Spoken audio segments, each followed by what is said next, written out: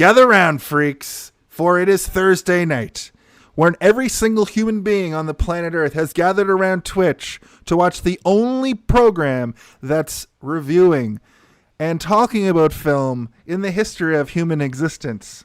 It is. Hey, did you see this one?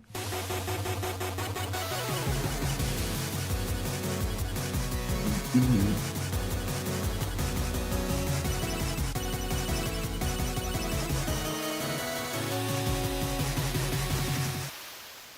Oh, hello. It is us. Once again, it is, hey, did you see this one? Welcome. Thursday nights. What can we say about them? There's lots to be said, especially when it's two dudes and a guest talking movies. It's December, so we've started a new theme because we are in the holiday spirit and in the giving mood. We've allowed the guests to pick the movies this month. It is Fan-Cember, the month where the films are chosen by the guests. I wanted it to be like, I do have a list of films that fans have picked, but I thought that maybe we just go with the guest picking the film, and then that way it's a little. Isn't that what you thought? It's what I was voluntold what we're doing by my illustrious co-host Steve. We kind of had a conversation about I liked your thing better, which is rare because it's usually do what Jason wants. And speaking of what Jason wants, actually, before we do what Jason wants, please welcome back to the show, Tim Covey, everybody. Tim Covey, everybody. Tim Covey, everybody. Welcome back. Welcome back. We're gonna have to get you a robe like on SNL when they have the 4 Times Club. I think you get a robe, so we'll get you a robe. If you can get Steve to present it to me, that'd be perfect. Excellent. We'll get a robe that has. He's coming on in March for the spring grimoire. Yeah, we pretty much have Roxanne. We pretty much have Tim slated in once a month going forward also. So look out for him. 3 of the worst movies we've ever done and the best movie we've ever done. This month, of course, is one of the worst we've ever done, in my opinion. We're going to talk about it. Steve's already accused me of being full of piss and vinegar. I've gotten into the spirit. I'm going to be the Simon Cowell this week, I think, unfortunately. With that, it is a little film, as you can see behind me, called Rock and Roll, an animated film from 1983, starring no names that I've ever heard of, but Catherine O'Hara is in it. And I read some trivia that Howie Mandel was supposed to play Stretch, but he moved to Los Angeles and became a big star. And there's Mock. Mock. I have some trivia about Mock. Yeah. I have some trivia that I found for this movie, actually, because I watched it on Amazon Prime and it's got that X-ray. So I went and plagiarized a bunch of trivia that I didn't fact check. So we'll get to that once we get to it. But yeah, speaking of doing what Jason wants to do, we do play a little game each and every week on social media where I'll put up a picture of the poster of the movie and I get people to guess it. And on Monday and Tuesday, I zoom out a little bit. And this week, basically nobody got it. But... But that said, we did have a couple. That's so surprising. It's so surprising. A couple people did get it after I pretty much showed the whole poster. So this is the fan guessing game. Congratulations! You have successfully guessed the correct answer, which is the answer you provided. Congratulations! That's right. So Rock and Roll. We have 4 people that got it this week. And of course, one of them was Aaron Hurdle, friend of the show, fan of the show, and just knows every movie.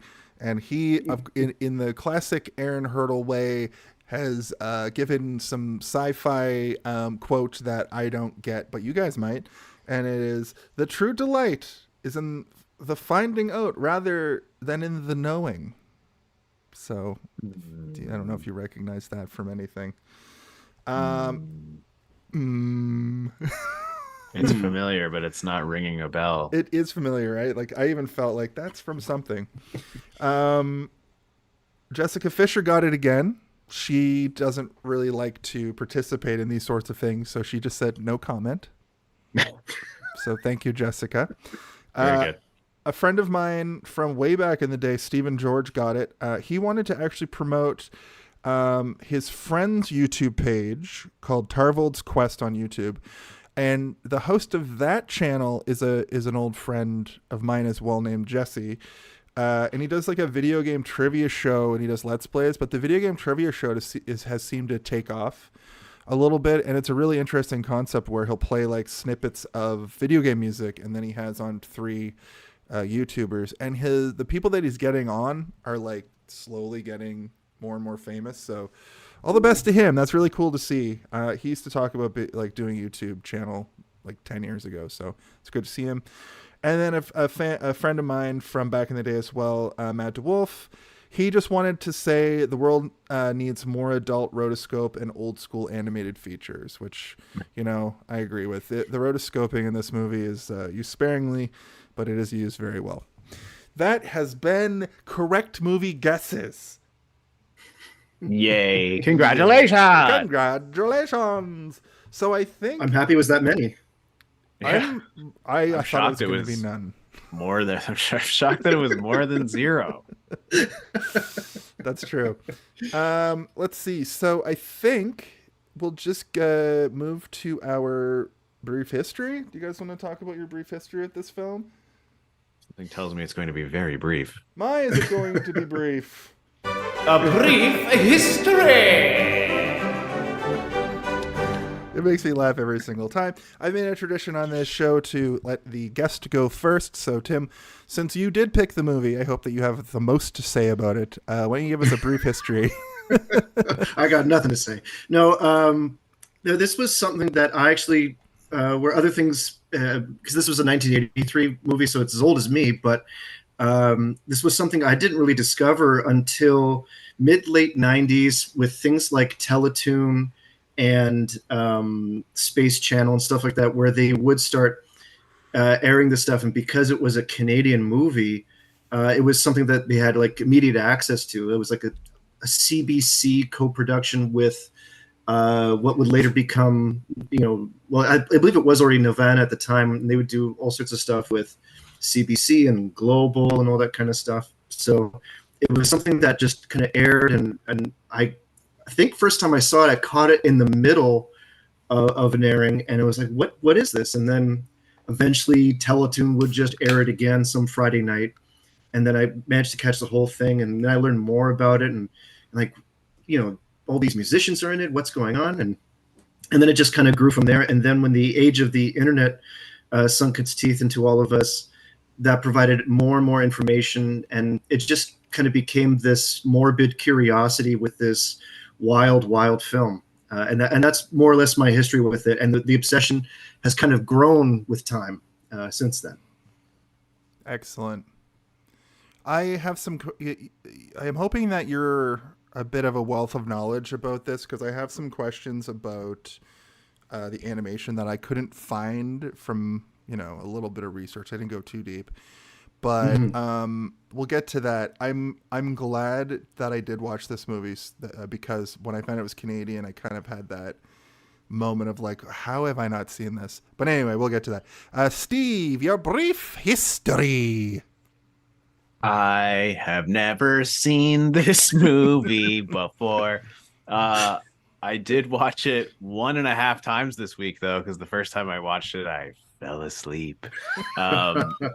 But I did, when I was a kid, I was the type of kid who would draw a lot, and I still do that to this day.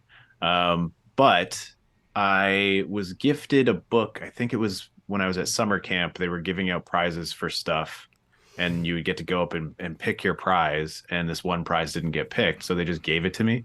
And it was a book on the history of animation, and sort of like up and coming sort of the new wave of animation that was happening at the time in like the mid 90s, early 90s, or late 90s, I should say.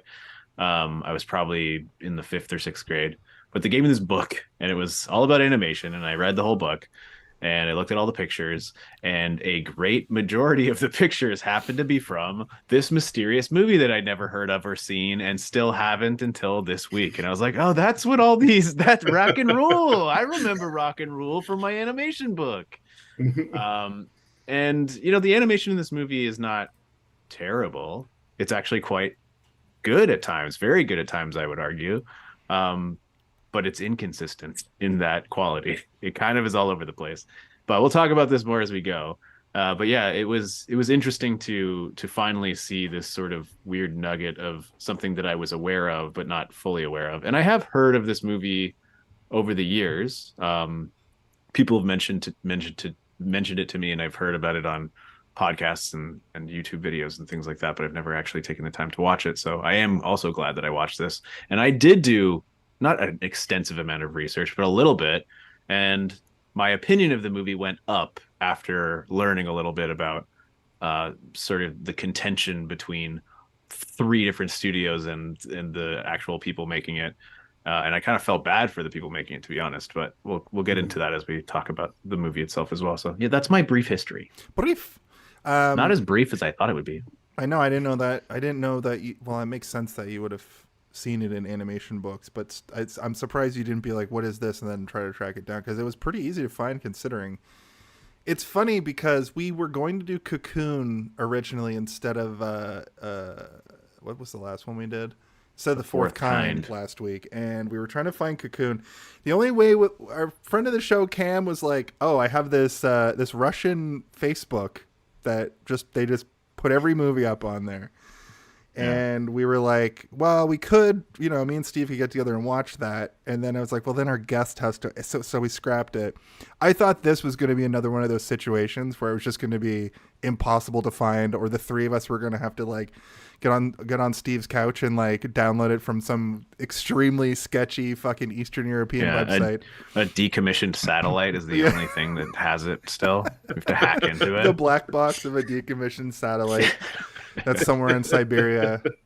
That has guarded by Siberian tigers and one really drunk Russian guy. Yeah. But no, it's on Amazon No Prime. one will ever get my rock and roll. But I noticed on Amazon Prime, they must get it, but they cannot have it. I noticed that this movie isn't like upscaled at all. It doesn't look great. In fact, I had to go to my trusty MPAA website to find the rating, because at the end of the credits, you do see, you couldn't cheat on this one, because you do see the little symbol go by, and I watched it like 4 times, and I was like, it's blurry. You just can't. They blurred it out on purpose. They're like, we don't want anyone to know. We don't want to. Yeah. My brief history is essentially the same as Steve's without the book. The art book part. I started watching it on Tuesday on my lunch. No, not even Tuesday. What day is it? Oh, I watched it on my lunch breaks the last 2 days, because it's pretty easy to consume. It's short. It's only an hour and 20 minutes or something. I think it's an hour. But it feels like way longer than that. Feels like way longer. And I'll tell you, that first attempt, our staff party was on Monday, and I took Tuesday off, and I was still super wiped out. And my eyes, this movie just makes my eyes heavy. I don't know why. It's not that boring. It's a pretty It's Magneto's voice. It reminds you of childhood, a warm, safe place. Yeah. I wanted to, like, if I tried to watch this at home after work, I would have just fallen asleep like immediately. And that's not discrediting the movie. I'll discredit the movie for other reasons. But I was sitting upright in my chair falling asleep watching this, and I can't explain why. And it's nice to hear that I wasn't the comfy chair. That's the comfy chair. But that's pretty much it. And then I finished it today, and I managed to get through it. But like, I had on Wednesday, I drank a Red Bull to get through the first 35 minutes.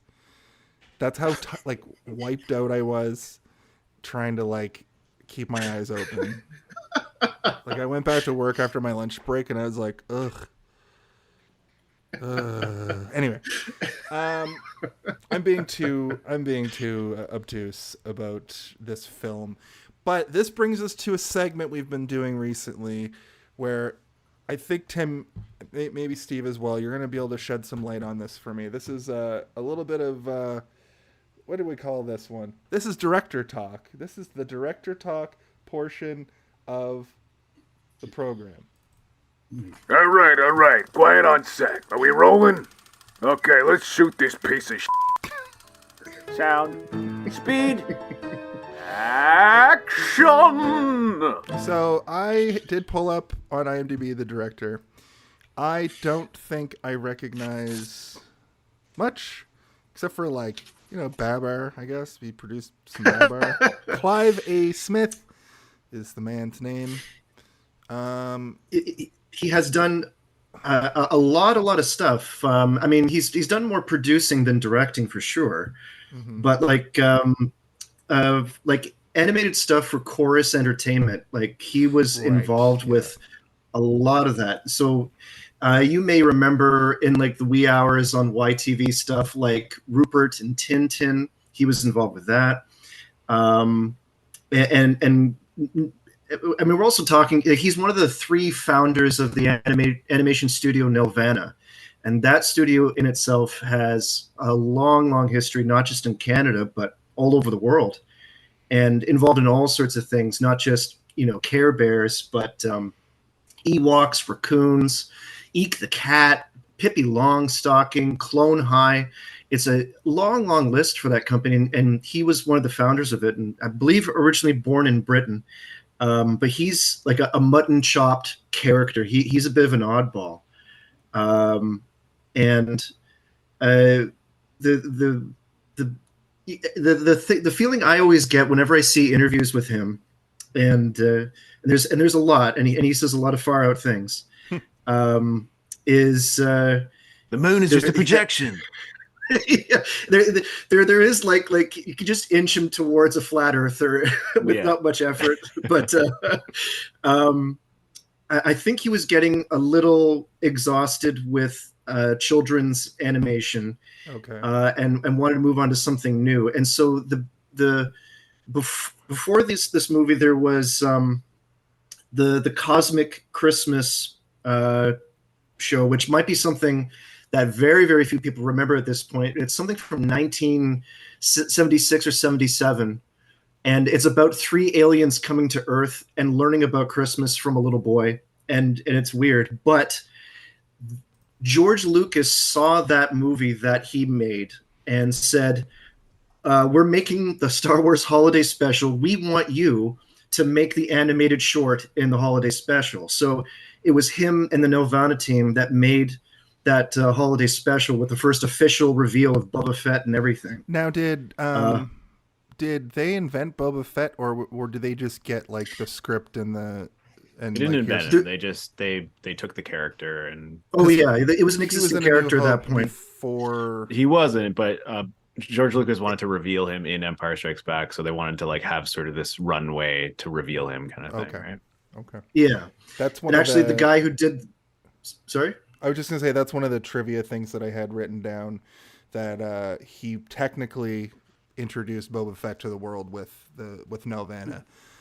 Oh yeah, had a helping hand with all that, and then after that, did the 2 animated series Droids and Ewoks, and was involved with that. I have both of those on DVD.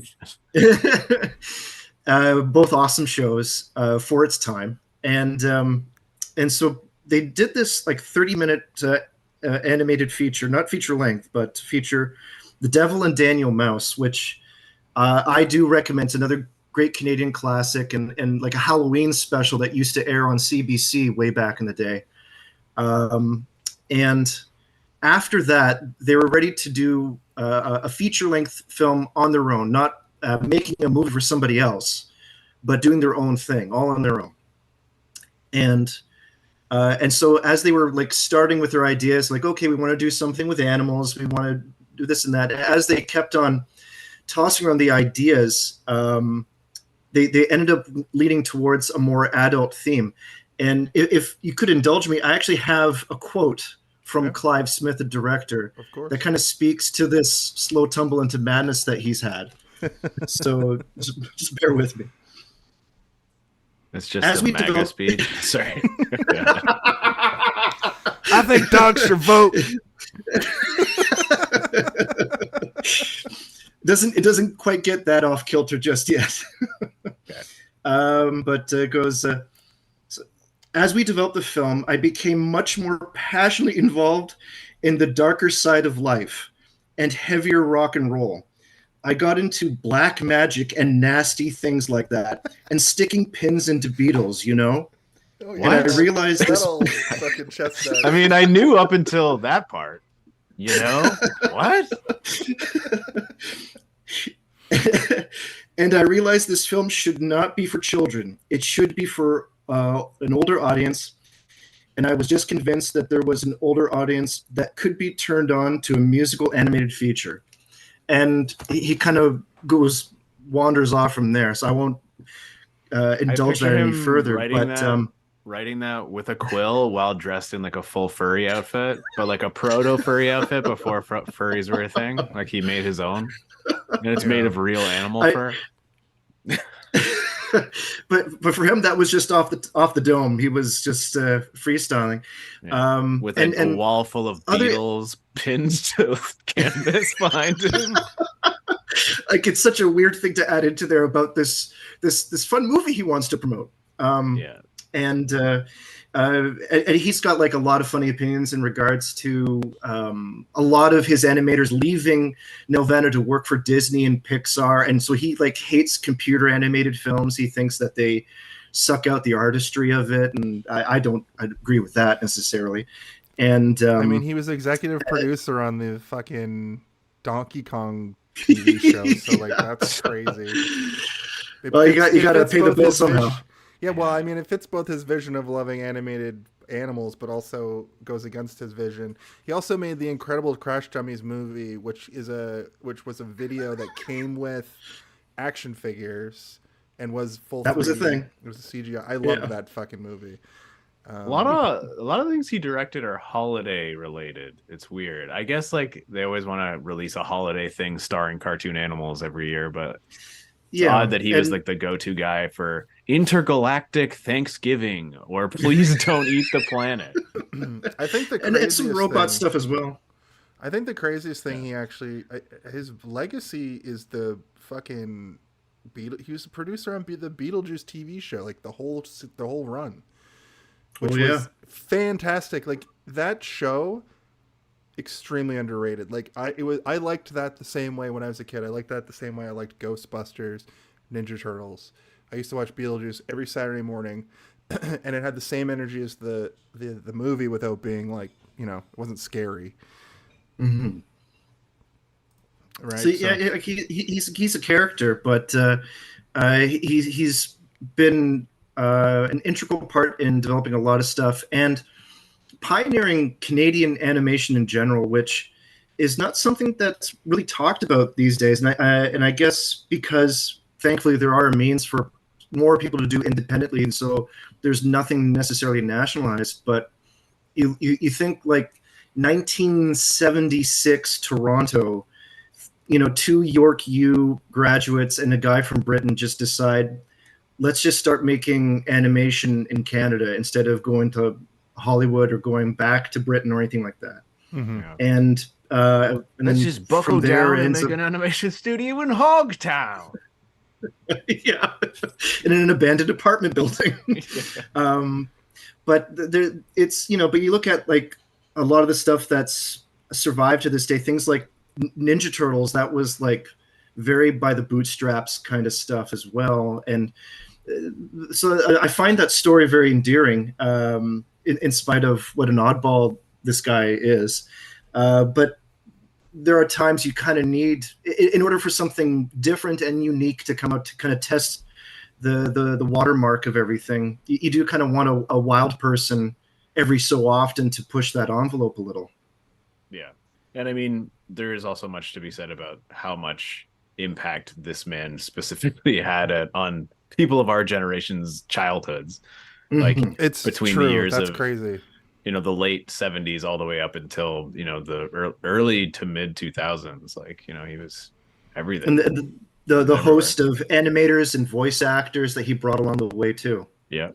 Yeah, Chorus Entertainment was a huge YTV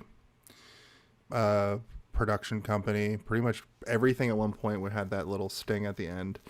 And what I'm wondering, so the animation style in this, before we move on, I'm because this is kind of in this world.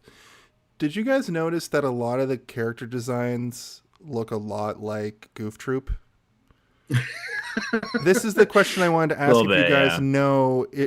Was it a situation where a group of like animators ended up at Disney working on specifically Goof Troop? Because they look like some of like Alphonse or whatever his name is, the fat one looks a lot like Petey, and the three goons, Zip, Toad, and Crust or whatever their names. I don't think it necessarily was a group of animators. I think it was just like there's only so many times you can make an anthropomorphized mouse person look a certain way, Or right? dog And person, then it's like, are they dogs? I don't know what they're supposed to be. Well, I think in this one there's specifically like the mutated rats left behind, but they also mention like street animals, but like they're very rodent like, but it's also non-specific. The mooks or whatever they're called, they're like don't they refer to themselves as dogs? And like Mock says like, yeah, dogs. It's like it's confusing. They're racist towards like mutated bugs. They're like, those mutants. I'm like, they're all mutants. Anyway, that was the other thing. I was like, wait, I thought everyone was a mutant. What's going on? They're like, they don't just let any muties in here. And I'm like, aren't you mutants? Like, what's going on here? They just let most mutants in here. That's conversation for the body of the episode. What I'm going to do before we actually get to the body is I'm going to once again do what Jason wants to do. I have a new segment that I started last week called AI Synopsis. And, it's I used AI to make a synopsis, and it's so bad. But let's you be the judge. Here's the sting for the actual segment. I got synopsis running down the block. Soul dies as I talk to the robots. And here's the synopsis for Rock and Rule. I used rock this time. It was just on brand, on theme. Rock and Rule is an animated cult classic, blending rock music and post-apocalyptic fantasy, following the band's quest to stop evil. I mean, that's the synopsis. Really just cuts off, eh? They don't have a way to make it kind of have like an end crescendo I played with that. I've played with like it. The song is ending. Yeah, I've played with it so much, and it's like 20 seconds, and fill it with words. I like the abrupt stop. It's very AI. It's very AI. So that's just like those Chuck E. Cheese machines or whatever. Five Nights at Freddy's. Yeah.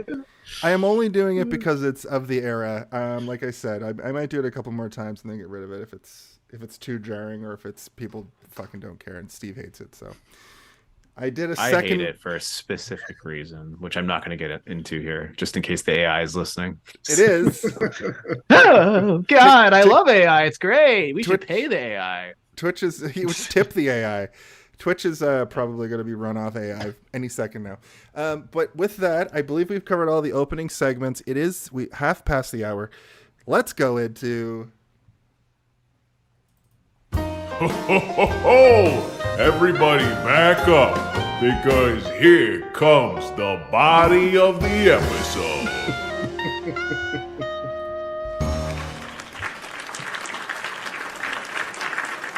Oh. Oh man, the body of the episode slipped on a banana peel.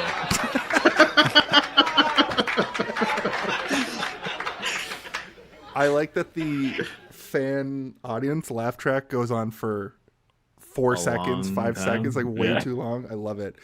This is, of course, the body of the episode, the section of the podcast each and every week where we just talk freely. I have we've been workshopping whether or not it's better to just talk about the movie or run the movie beat by beat. I think we've leaned more towards, especially when there's a movie like this, it's sort of not content dense. When it's a big movie like an M. Night Shyamalan, you can just talk about it. But when it's a movie that has very specific parts it feels better to just sort of go beat by beat. And I think that's what we're going to do this week, just because it's a complicated movie to take notes about. Did you guys find that I was trying to a thing will be happening and I'll try to describe what's happening, and so my notes are also going to be stupid on top of that.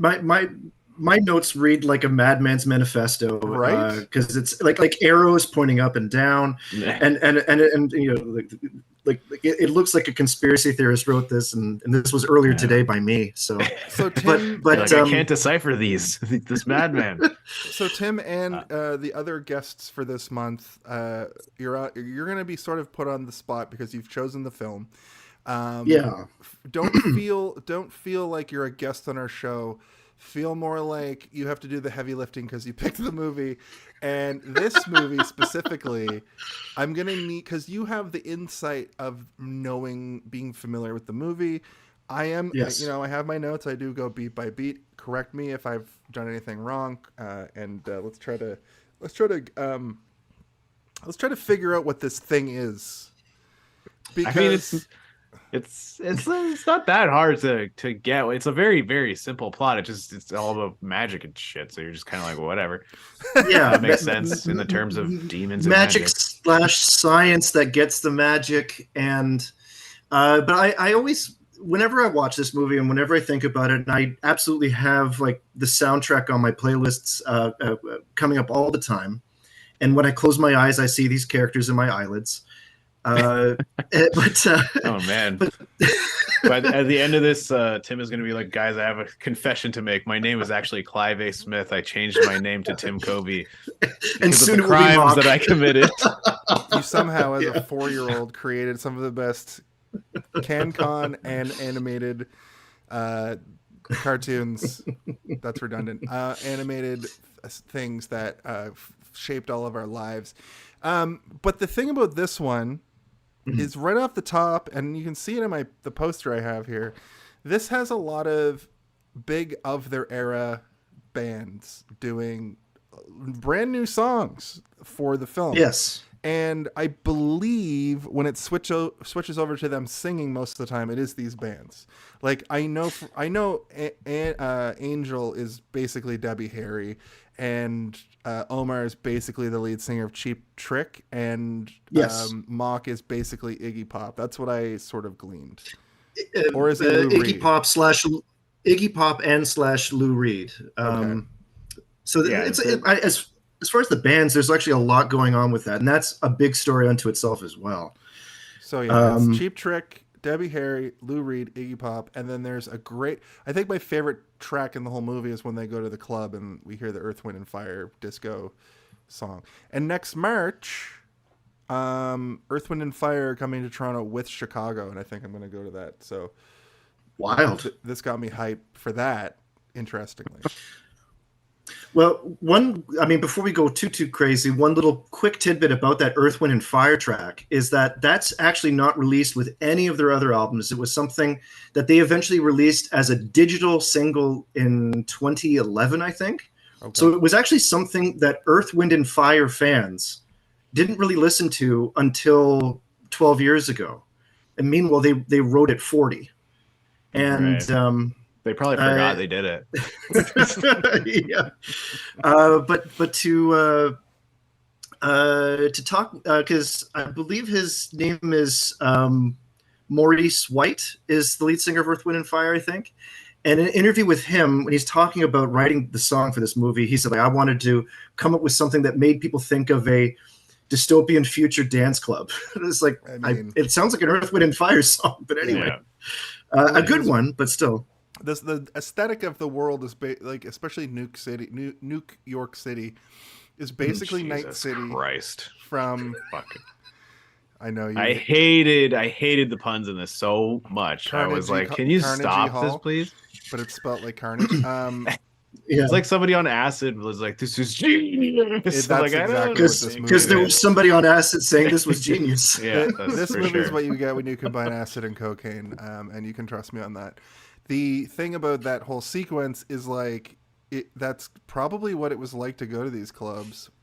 and Steve asked me when he finished watching the movie, he's like, "Who is this for?" And I was like, "Uh-oh." And then I watched and I was like, "This is my dad, who is 61, would be like, I was there, man.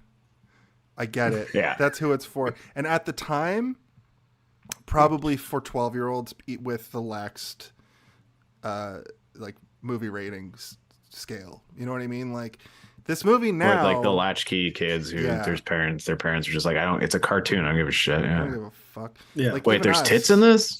Hold on a like- second. Boobies? Kind of is and kind of isn't. There's like one part that made me go, "Is this a kids movie or in a fucking?" It's not. It's not. Also, I want to be like, did the animators know where nipples are located on a breast? Because it seriously seems like they didn't know. Okay. But- But essentially, So- I was just going to read my first note here. It's a future where animals mutate into, anthropomorphic humanoids in a post-apocalyptic situation where I think humans died out in some sort of war. They explain it in World War III. a whole book of text at the beginning. And it's no, funny. it's a crawl, and it's just like super freaks are taking they over or whatever. almost didn't put that in. They added And that to the world legendary super rocker Mock uses his magic to Yes. try and find a magical voice. He's looking for the And voice then, to activate his machine. Yeah, the war is Yeah. over is like what the first line is or whatever. It's just like a Star Wars crawl, but it also has a narrator, which I'm like, do you think we don't know how to read? If you're gonna do a narrator, then just narrate and show some animated stuff. But you don't need to have an animated text crawl and somebody reading it for us. That was offensive. So this world's run on record sales, is what it seems like. I guess so. It- Yeah. Yeah, he's trying to make like the ultimate concert. It's not really openly stated because it's admittedly a lot of the editing and overlapping dialogue makes this a little difficult to follow at times. And they skip over stuff and make just to have you expect whatever. We'll just explain it in 2 sentences. Like we'll talk about when we get to it, but I just want to say that the thing I hate about this movie the most is probably 2 very specific scenes. And one is the Carnegie Hall show that they skip over completely in a very South Park episode. You know the South Park episode I talked about it a couple weeks ago where it's supposed to be like a Lord of the Rings battle happening, but it's just 2 guys on a wall explaining what they're seeing, and the joke is that they didn't have the budget to animate it. And the other one is where Mock is ripping apart his room and it just goes black, and then a light shines on him and he's like, "She freaked out." I was like, if they had a higher production budget, they could have shown a little bit of it at least. Yeah. But they blew the load, so to speak, on the fucking rotoscope. Clearly. It's because another thing too, and this is something that all the people involved have absolutely owned up to, is that they were kind of making up this movie as they went along. Yeah, because I have that as one of my trivias too. and you can imagine some of the ideas that they were working with and then dumping along the way. One of the things that I do enjoy about this movie is the fact that it even got made, that it even got to that point. And so, yeah, as it's like setting up this universe, it's not the greatest. And it's mostly, I find in my impression of the film, they're just trying to chase this rock opera feel. And that was a big deal at that time. And you look at like other movies from other beginning filmmakers for things like Phantom of the Paradise and stuff like that, where it's these weird ideas and it's more concept over structure by far. Right. And you see characters like Mock who are like, absolutely this is inspired by like David Bowie and glam rock and iconic 70s rock stuff. Interesting you should say that, because Mock was actually, they had some pretty big stars in mind for him. They had David Bowie, Michael Jackson, Mick Jagger considered, and also for a moment I thought it was Tim Curry, and it turns out they actually had Tim Curry in mind for this role. And I know I jabbed at it. I think it was in the pre-show, maybe when we were just talking at the start, but I made a jab that like I haven't heard of anybody in it, but Catherine O'Hara was in it. Are any of these people like known voice actors? It's not really my world. The guy who did Magneto. Well, I know that. It's Magneto. I found out when you said that. He's Magneto. Mock is Magneto. Yes, he's Magneto. Magneto. But also, I don't know if you noticed in the credits, there's also a very, very young Maurice LaMarche in the voice credits as well. And he plays like guard number 2 or something like that. But still, like, there's a lot of people who were working at that time and other people who were starting their careers on this. And for the most part, a lot of the voice actors, they end up kind of continuing on with Nelvana with other children's shows after this. So you don't really see them pop up in anything that would stand out to you now. Like it would be, you know, the equivalent of Backyardigans back then and stuff like that. Yeah, it was. And then Catherine O'Hara as Aunt Edna or something like that. And Edith, like tattoo shop lady, I believe, right?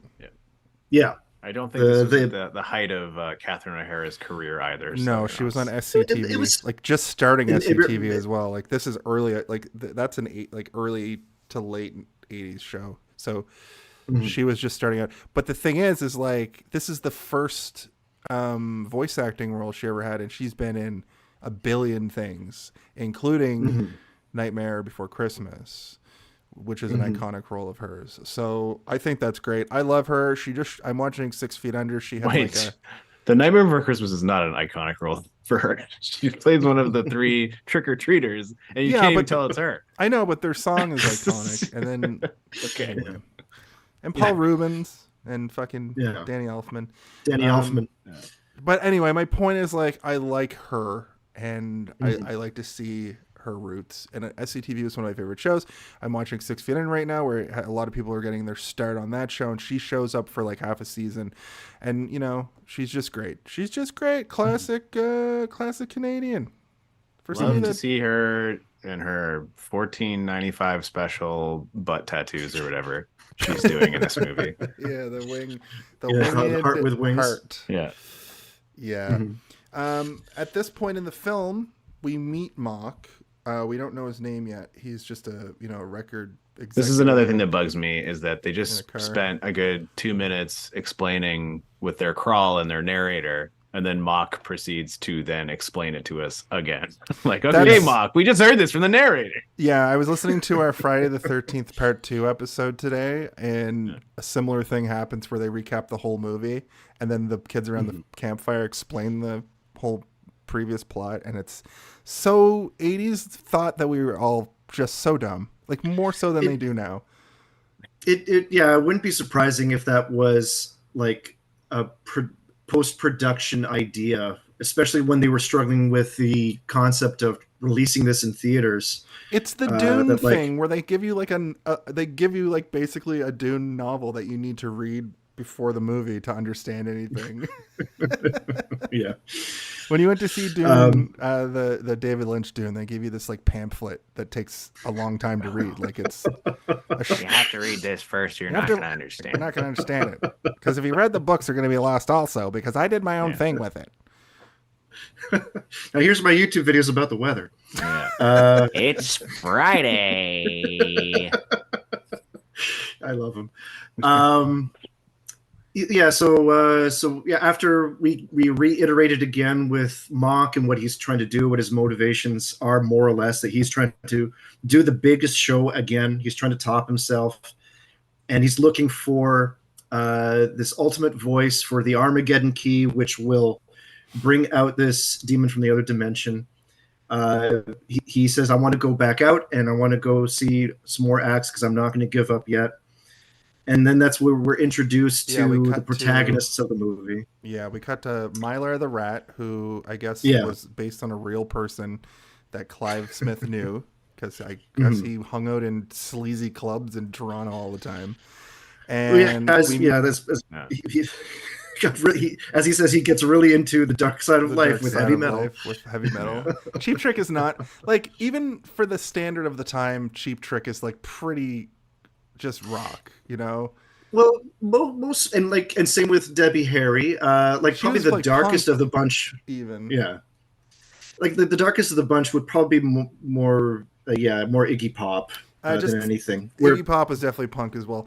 Well, for all we know, he was trying to get like death metal bands, and the company was like, Slayer would have been around. No, Yeah. Megadeth would have been around. Metallica would have been around at this point, I think. But there was like literally the band Death. They all went and they decided to be in heavy metal, the movie, instead of the And another that's interesting you bring that up, because another thing about Nirvana making this movie, they turned down participating in making heavy metal to do this. Yeah. Oh my god. Which is but it's because they wanted to do this. That's what they wanted to focus on their thing rather than Their once own again thing. sort of like, be essentially like foot soldiers to go animate something for somebody else, right? Yeah. But they probably should have figured out the script before starting to animate, I guess. This is a You very kind of need blueprints to build a house, but anyway. This is a very specific kind of movie that like my friend Matt DeWolf, who got the movie like immediately, he came from the punk scene when we were growing up, and it makes sense that he would have seen that and got inspired by it as a young kid. And those are probably the people that like loved this movie, and it probably thrust them into this kind of music at a young age. So it's for becoming very young and getting pushed into like these new genres of music. But then, like I said, like my dad in 1983 was like 20, right? Or 18, so that he would have seen would have been the desired audience for this. Yeah. But I mean, when you put it up against an actual adult movie like Fritz the Cat, it doesn't quite have the same oomph. I guess that's it's more. Not Ralph Bakshi. It's not Ralph Bakshi, right? Noel is here. Leon 27 is here. They want to know where this movie is available. It's on Amazon. It was very easy to find, and they said Cheap Trick features prominently in the movie Confessions of a Teenage Drama Queen, the Lindsay Lohan movie. So that's good to know. Thank you for that tidbit. And then they pointed out that I said thrust, which is great. Welcome, Noel. There's a whole lot of thrusting in this movie, and it's uncomfortable. I think that was like my final rating for this movie was uncomfortably horny animals. There's a lot of sexually charged people in this for sure. Absolutely. And Banana Man. happens I was here. surprised that somebody didn't choose the Banana Man as their background today. But... Right? I like the Banana Man. He was a great character though. He was in for like 2 seconds. I forgot to do my background. This is the point of the movie where we do meet Angel and Omar, and what we get about them is that they're both the lead singer of the band, but they can't decide who is actually the lead singer, and they both sing their song, and we get like full rotoscope from them, but not the backing band, who look like. We also discover here that Omar is a piece of shit. He's kind of a fuck dickhead. Omar. This is kind of one of those movies where they do the bait and switch, where you think it's going to be like the guy saving the damsel in distress, but he fails. He falls on his face through the whole movie. He constantly fails, and he's the worst character ever committed to screen. Also, his rotoscoping isn't even that good. It's kind of like Jason. It's kind of weird to look at. We should just call this episode Rotoscope. I think you've said Rotoscope 100 times this episode so far. The one thing, and this is more my lean, but one thing I will say about Omar's character that I do find not necessarily refreshing, but at least it stands out from what they would have written for male characters at that time. Oh, that's what I'm saying. Absolutely. Is that like it would take so much of the movie would have been about them getting over their ego or whatever and accepting this other person as being the lead, and but you can't write a character and expect us to get over the things that make them shitty when we have absolutely no backstory as to why they're shitty, and we have absolutely no reason to root from them when they're continuously being shitty the entire time. There's no moment of redemption for this piece of shit. It's not a fully realized character by far. I mean, maybe it is by today's standards. He seems like a real red pillar. Super incel. But the funny part about this part too is that they're halfway through a song, even though there's only like one person in the audience, they just stop the song And then Omar's like, no, sorry, Angel's like, let me play my song after they play the Cheap Trick, and then she sings her bit, and then and he says no and then, leaves yeah. while she's performing. But then Mock comes in for that part, and the sleazy announcer guy recommends this band because Mock's looking for that special voice, which we find Paul out F. about at the Tompkins? beginning. Paul F. Tompkins. Yeah. It would be Paul F. Tompkins in real life. They want me to say that they are the world's greatest band and they will rock your fucking faces off. Here are whatever this band's name is, which I don't think we ever get the name of the band. If you're in the first three audience or rows of the audience, you are now impregnated. Yeah, I don't. Do we get a name for their band? Do they have a name, or is it just Omar's? It's Omar and the Stretch and Gang or something. Alfonso or whatever. Yeah, and they treat the whole band, the drummer and the bass are just like treated like an afterthought with these two lead singers arguing about who's the lead singer of the band. It's so fucking bizarre. They're kind of non-characters as well. They're there to I guess guide us when you get to Nuke City, but that's kind of all. They're not. They don't really have any Nuke sort York of agency. City. It's Nuke York City. I refuse to say that. I hate it so much. I knew it. I'm not gonna say it. Leon 27 says Gregnant, pregnant. 20 ways to say pregnant. Yeah. Mock wants the cat girl, or is she a dog? Was the note that I wrote. Is she a cat? Is she a dog? Is she a rat? We don't know, and we never will. And it's weird too because like their hair sort of falls like it's like shaggy dog ears, but then they have like almost like regular elf ears underneath, or like regular ears underneath. It's there's a lot of things going. Like also, are they hairless? Like, is that skin? Right. Is that skin or just or like do they have really short fur on the rest of their body? I don't know how it works. Rats, I guess. Just is the question. like rat manes, yeah. Yeah. So not only did they gross to think about write this script as they went along, but they also wrote concepts as they went along. It seems like.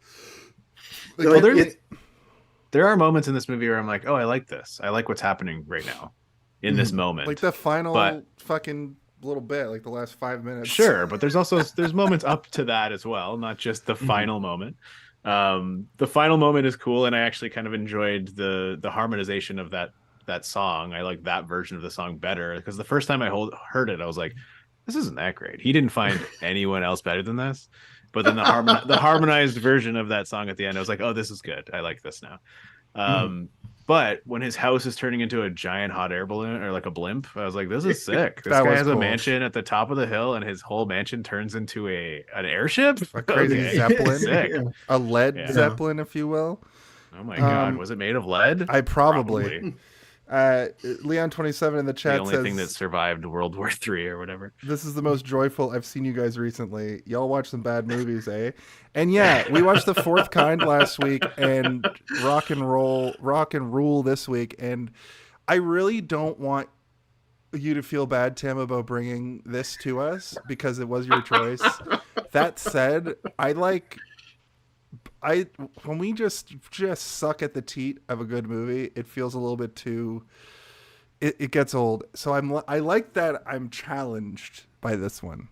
That's my point. I don't want you to feel any sort of way. If you're given the choice to give us a movie to review, I want you to feel good about whatever you'd like to talk about.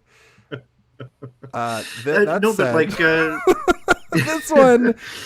Oh, and I am honest about this movie because it is not for everybody, and like granted, when I was, because another thing too is and this is kind of when I think about this movie, I also think about nostalgia glasses where the kind of person I was walking into this versus how I am now, would I be able to, for the first time, stay awake for this movie? It's absolutely interesting. You should say that. And I think Steve will agree with this, where if we had all seen this movie when we were 9, I would have been scared of it. I would have been like, oh, boobies, oh, God. That, or like, oh, God. Illegal. I'm going to go to jail if I watch this. More age appropriate. Like me and you, Tim, are closer. Well, we're all close in age, but the spread is like 6 years. right? So my point is that like if we would have all been born in 1983 and saw it when we were like 7 or 8 years old, maybe it would have been a different situation. I also feel like after I watched Big Trouble in Little China, I was like, how is this not part of my fucking pantheon of amazing movies that formed me? To the point that I called my dad afterwards to be like, how the fuck did you never show this to me? And he was like, I don't know. Maybe I mean, but Big Trouble in Little China isn't necessarily a kid's movie either, right? That's more of like it's like a teenage, early 20s kind of movie. But this is as well. This is not meant for children, obviously, by all of the erect nipples and fucking people shaking their booties. So how about this though? If I had seen it when I was like 18, would it have changed my perception of it also? Like if I had just downloaded this off internet in the early days of torrenting and would it be like my favorite shit? And internet, provide rock and rule, please. Please clarify rock and rule.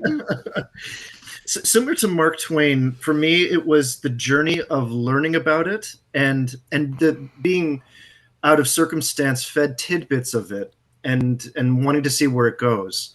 It was like, for example, Dark Crystal, when I first saw it, it was a VHS recording off of TV. And so, it's like my dad pausing for commercials and then starting again. And so there's all sorts of parts missing. And then at the very end of the movie, it cuts into Murder, She Wrote. So like there's so much of that movie I didn't end up seeing for the longest time. Yeah, and so it was anticipating and building up and then finally seeing the stick figures at the end, wishing everyone good luck as they fly away. It's like, okay, I don't know if I would have enjoyed that as much seeing it for the first time as a kid, right? But it was this journey along the way of gathering these pieces. And it's similar with this, where like, the movie itself is very jumbled, and as they were making this movie, making it up as they made it, which is gnarly to think of an animation company doing that on their own. Yeah. Like that's why after seeing it in its completion, I was almost awestruck that this left the door at all. Yeah. And that it's like I would compare it to a Sonic the Hedgehog game in that sense, where like like how did they make this and how did it get to this point and it managed Michael to Jackson get released the soundtrack but uncredited. Yeah. So there's that added background to it that I enjoy along the way as I watch it once every couple of years, and I also have like the special edition DVD. And it includes so much content, including the Canadian version of the release, which is, different voice cast of Omar and all this kind of stuff. It's all over sentence. Yeah. Well, yeah. The reason, like they MGM bought, I think, United Artists midway through the production of this movie, or close to the end of production of this movie, and they came in and they're like, "We don't like this movie. We're recasting Omar. We're going to hack the shit out of it, and we're going to chop it up to how we want it to be. And we're not going to release it in more than like 14 theaters across America or something crazy." Like it was like they didn't release it at all. Like, yeah, like $8,000 on an $8 million budget. For everything said and done, internationally, they say, but I mean, like it was, as you say, like a handful of theaters. Like it was something like only $30,000 to go against an $8 million budget, which in 2023 terms, that would be, and I don't know if that 8 million is in USD or Canadian, but if we're talking USD, I did the quick calculation, and that would be $24 million today. Yeah, about 25, yeah. And to give you an idea, like the Terminator in 1984, that cost them $14 million to make. So, like for an animation, $8 million is really nothing, all things considered. But also Terminator is very yikes. Terminator didn't do that well, right? It was well enough to get a sequel, which is incredible, which was a phenomenon, like and unheard of for sequels to do that well, all things considered. Just before I forget, speaking of old VHS that were like taped and taped and taped again, I had like taped from TV Dick Tracy that cut is only like half the movie, and then cut to the end of an Entertainment Tonight where like the New York cast of that era singing some song from fucking Phantom of the Opera, that I would always fast forward through the Dick Tracy to watch the Phantom of the Opera shit. So like, dude, VHS tapes that were just taped from TV were wild. I wish I still had my collection of VHS tapes that I used to I would buy a VCR. I had a VCR hooked up to my TV in my bedroom, and I would just hit record when something funny was happening. Right. So I just had all these tapes of just like 5 minutes of an infomercial, 5 minutes of wrestling, 5 minutes of Seinfeld, or like a couple episodes of Seinfeld, etc. Right. So I wanted to answer your question. Yes, Terminator did very well. Okay, you're right. You've said that before. My perception of it was like my friends had it in their collection, and we'd always just fast forward to the boobs. I've said this on the podcast a lot of times, so I never. That's Jason's like mark of quality, is like, if I only fast forward to the boobs, it means it didn't do well in the box office. Do well in the box office. Had boobs. Leon27 in the chat says, speaking of more nipples than Batman and Robin, I'm sold. And Peter Jackson made up the Hobbit movies as he made them. It turned out great. That said, those were based on something, and also that was not there was still a book to go against. Yeah, and also they're pretty like they're not great movies. Like they're pretty like schlocky compared to Lord of the Rings. If you already have elf outfits, it's really easy to say, let's throw in some more elf outfits too. Yeah, all things considered. Yeah, like they already had the chainmail made. I enjoyed the Hobbits for what they are. But anyway, I like the Desolation of Smaug pretty good. I like saying plot. Smaug. I like to say Smaug. It's weird. He's got a horde. Or is that the dragon from Harry Potter? I don't care. I think all dragons love gold. I'm pretty sure is the lore. I love gold. Oh, check gold. This out. Check this out, everyone. That's when they said the name of the movie in the movie. So they don't say it outright, but right around this point, at 14 minutes on the dot, rock and roll is shown on the screen as Mock is doing his thing. Mock. It says Mock. Rock and roll is here to stay. And then we also, at the same time, it's like Omar and Angel want everything in the world, and it's kind of. They're together, I guess, but they don't kiss. They just kind of hug and go into the distance, and then the window of the limo closes, and I think you see them sort of kissing, but then it goes to like Mock's point of view. This movie had a lot of. Oh, I thought you were talking about Omar, and I'm like, they're clearly fucking in a car on like Makeout Peninsula or whatever the fuck. No, that's later. That's like the next scene. But at this point, you're Florida right. would be now known as Makeout Peninsula. Yeah. But at this point, we just sort of see them kissing through the like fog glass. Mm-hmm. Hey, Gamer Dad, thanks for coming. Thanks for coming in. We have some new people. Welcome. Mock is watching them kiss though. That's gross. Well, Mock is clearly a dirty old weirdo. rocker. He's based off of David Bowie, who I is think a he's dirty based rocker. off of every single musician who ever lived, all put into the fly machine at the same time. Here's something. And All the superbly thin musicians for sure. Here's something that was interesting to me. His design looked a lot like Mother Brain from Captain N. Did you guys get that? Remember? I think his he design looks like the horrors of like botched and overly done plastic surgery of LA. That's a good point era. too. It's very Repo, like very the Repo universe. Yeah. Repo. Where his lips are universe. like his lips almost look like they're stapled to some other part of his face, and it's and he's got that sort of like very anti-Irish overly snap. articulated and yeah.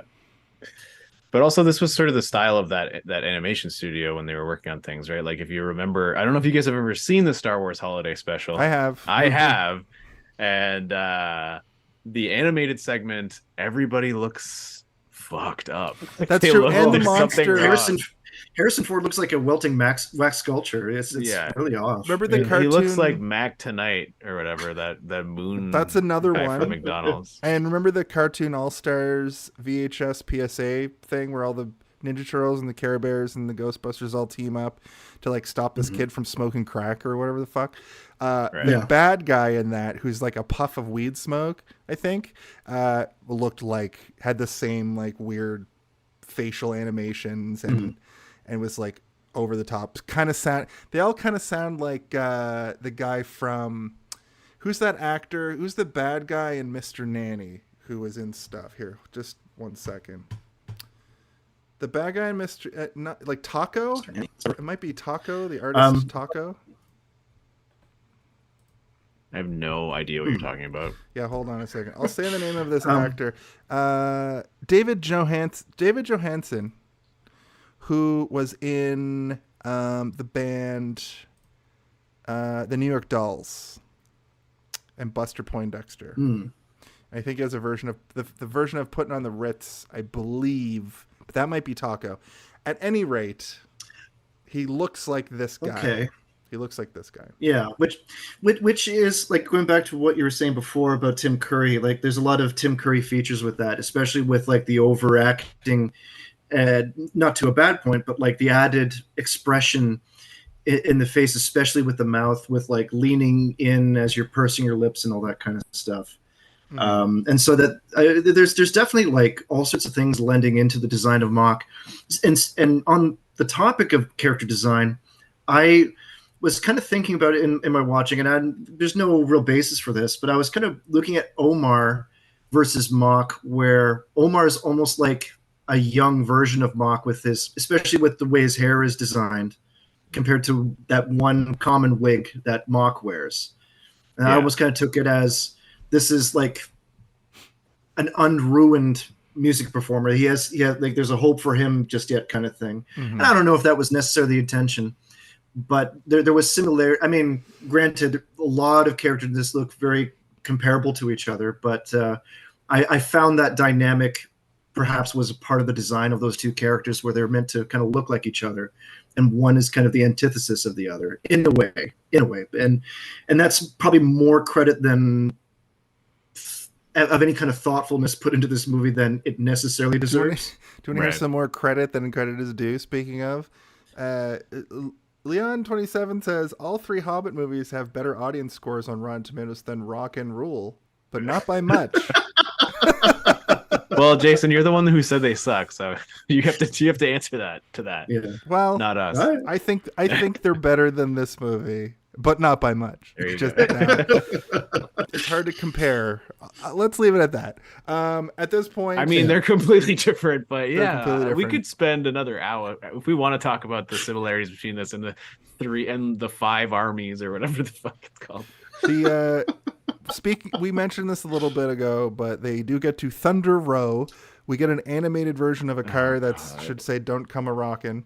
It's bouncing up and down. One of the cars is rocking. Yeah. Omar and Angel are just getting it on, and then one of the big weirdos comes, so they go to Mock's. And it's a giant foreboding mansion. All of his ghouls look the same. They all have very... Because they're brothers. They're 3 brothers. They're Yeah, there's Ziggy, 3... Piggy, and Slippy Toad, or whatever. I can't... Toad, Zip, Yeah.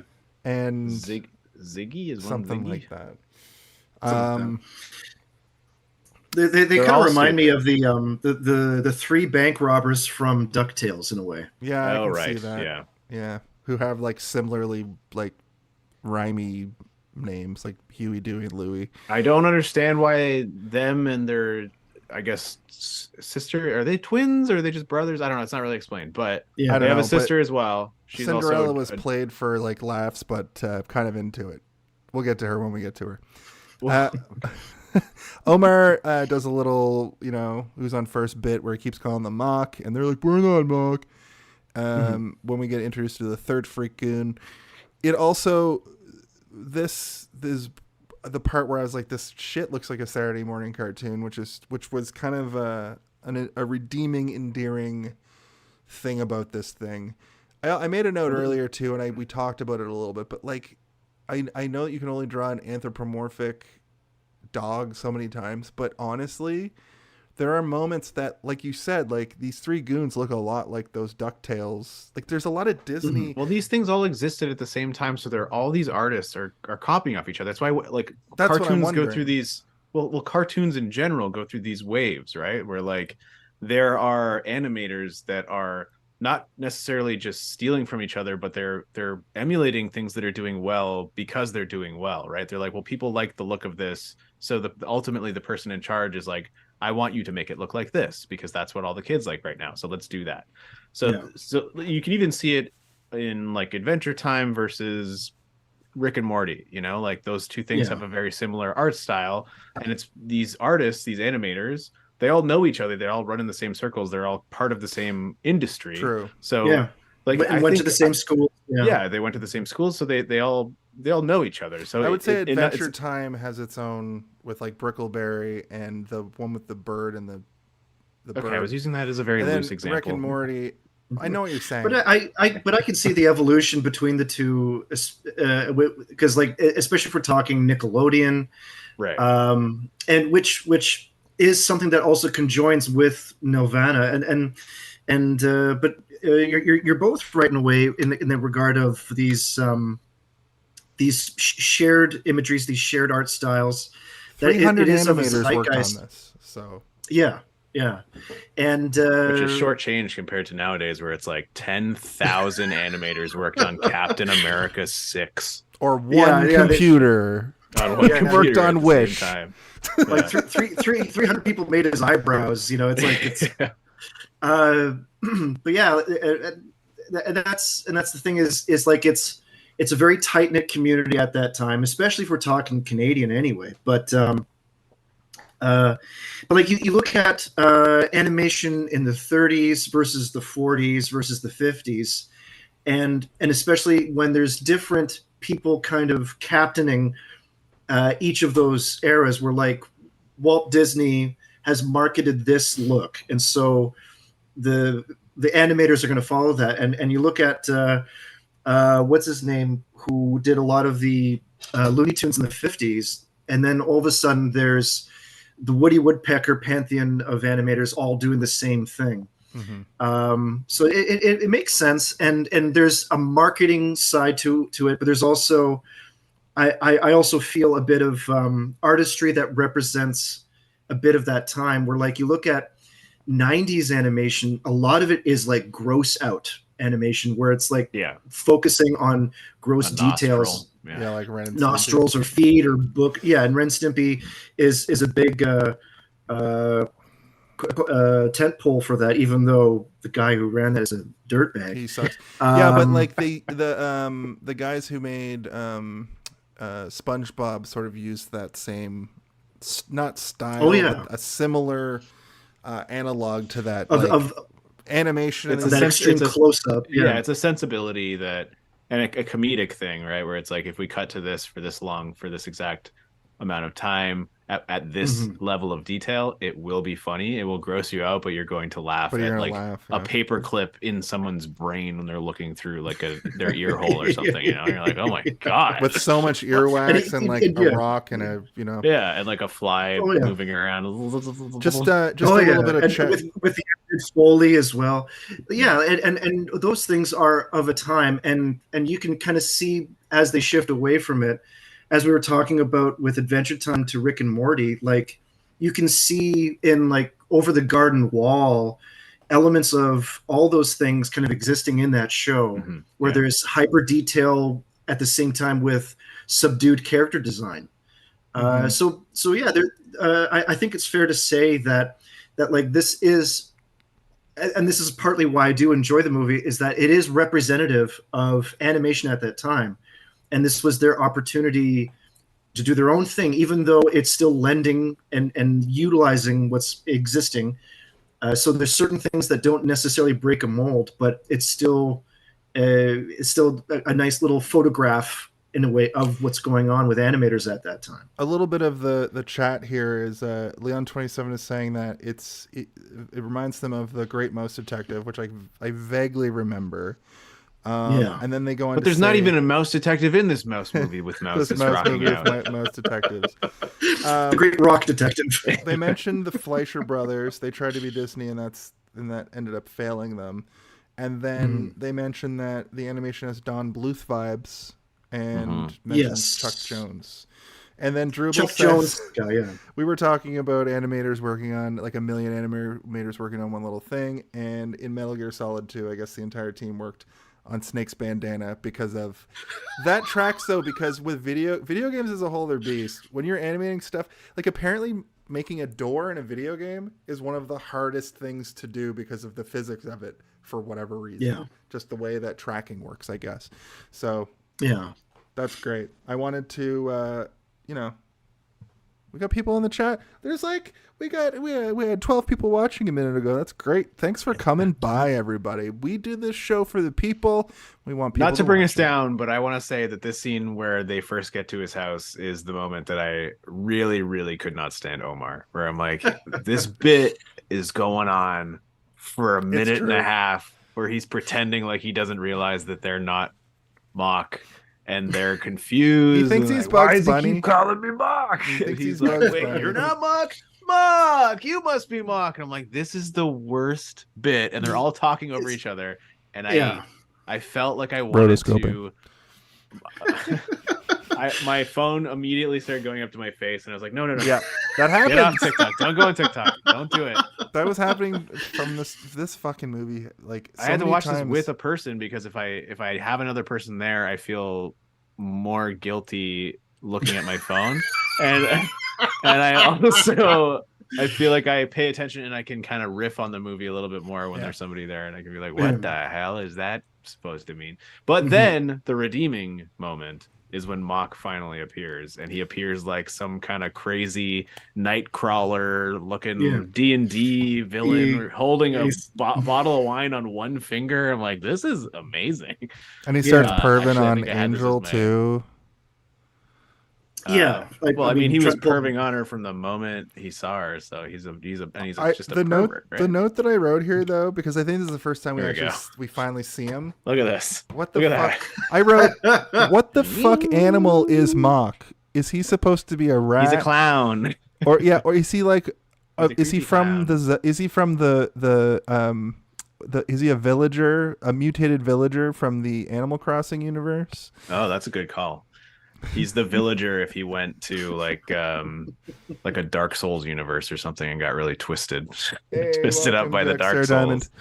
Yeah, I don't know what I couldn't figure. It's it like if they redesigned, if the team behind Dark Souls and Elden Ring and Bloodborne redesigned Animal Crossing.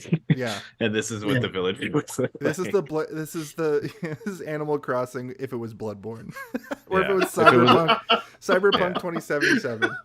If it was a Souls-like, RPG. This is what it would be.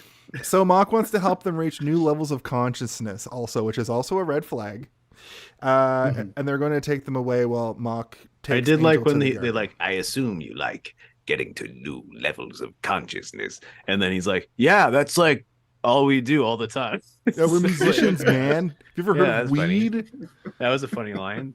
And then There were he very goes- few moments where I actually laughed at when the movie was trying to get me to laugh, and it was that one got me. There's a couple other ones which we'll get to when I get to them, but they hand them. but I Sorry, go I just ahead. want to really underline how much I hate Omar. Like Okay. I really fucking it. hate Omar. I love it. And again, it's like he's clearly flawed, but they never give us a moment of like a Han Solo charm or like anything. Like he could have charmed those guards in some way and like shown that he has charisma, because it's supposed to be like, why is Angel like him even? There's never a moment where we get to understand why. No, he's she shitty likes to her him. for the whole movie.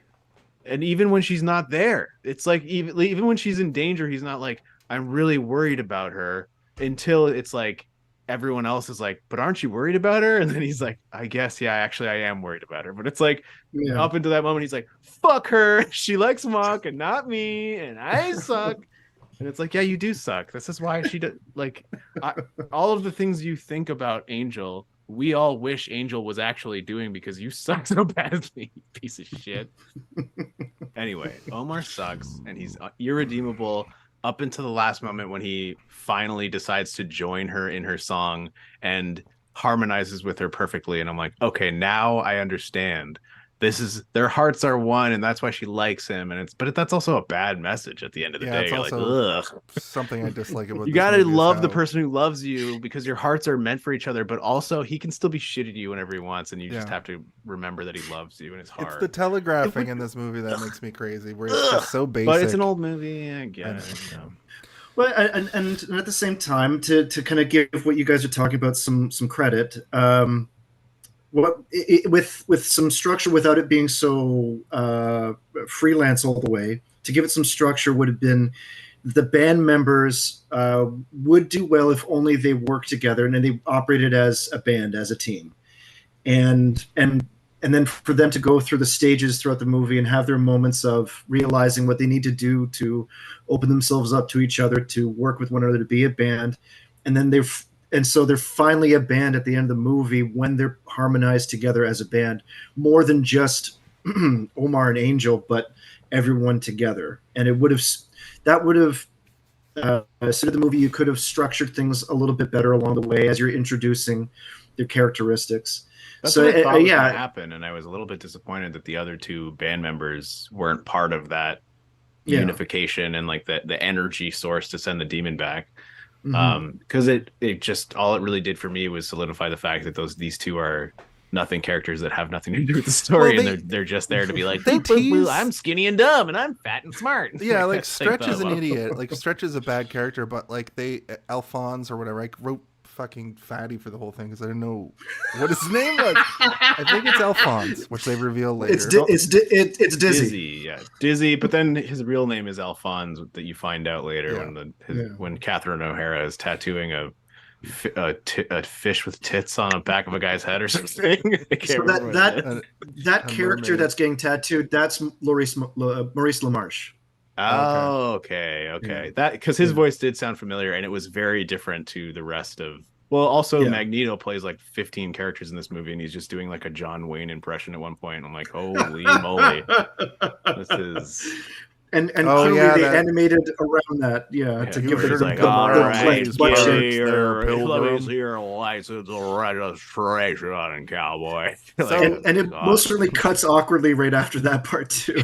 So you're like, what happened to them? Yeah, they're in a tattoo parlor. At this point, they in the went movie, to jail. Take my word on it. We'll get to that when it's very soon. But at this point in the movie, we get like a drug allegory sort of situation. Dizzy's off, still searching around. Like Dizzy breaks off for them at some point, and he's looking around. Omar, they give him the sphere that just hypnotizes them. But it doesn't they're not just hypnotized, they're like in a state of like euphoria. Like it makes them on like they're on acid or mushrooms or something. And basically it sounds like also maybe one too many times somebody calls him fat in this movie. I think it's very rude, and every single time his response is fatty or fatso. Like he's never been called it before, and you're like, yeah, it's like I don't like that at all. And it's like, you know what, man, I don't like that either. They're being really rude to you. Even like the video game calls him fatso at one point when his buddy is like playing the video game. It's like, out of the way, fatso, and he's like, what? Like, what the fuck, man?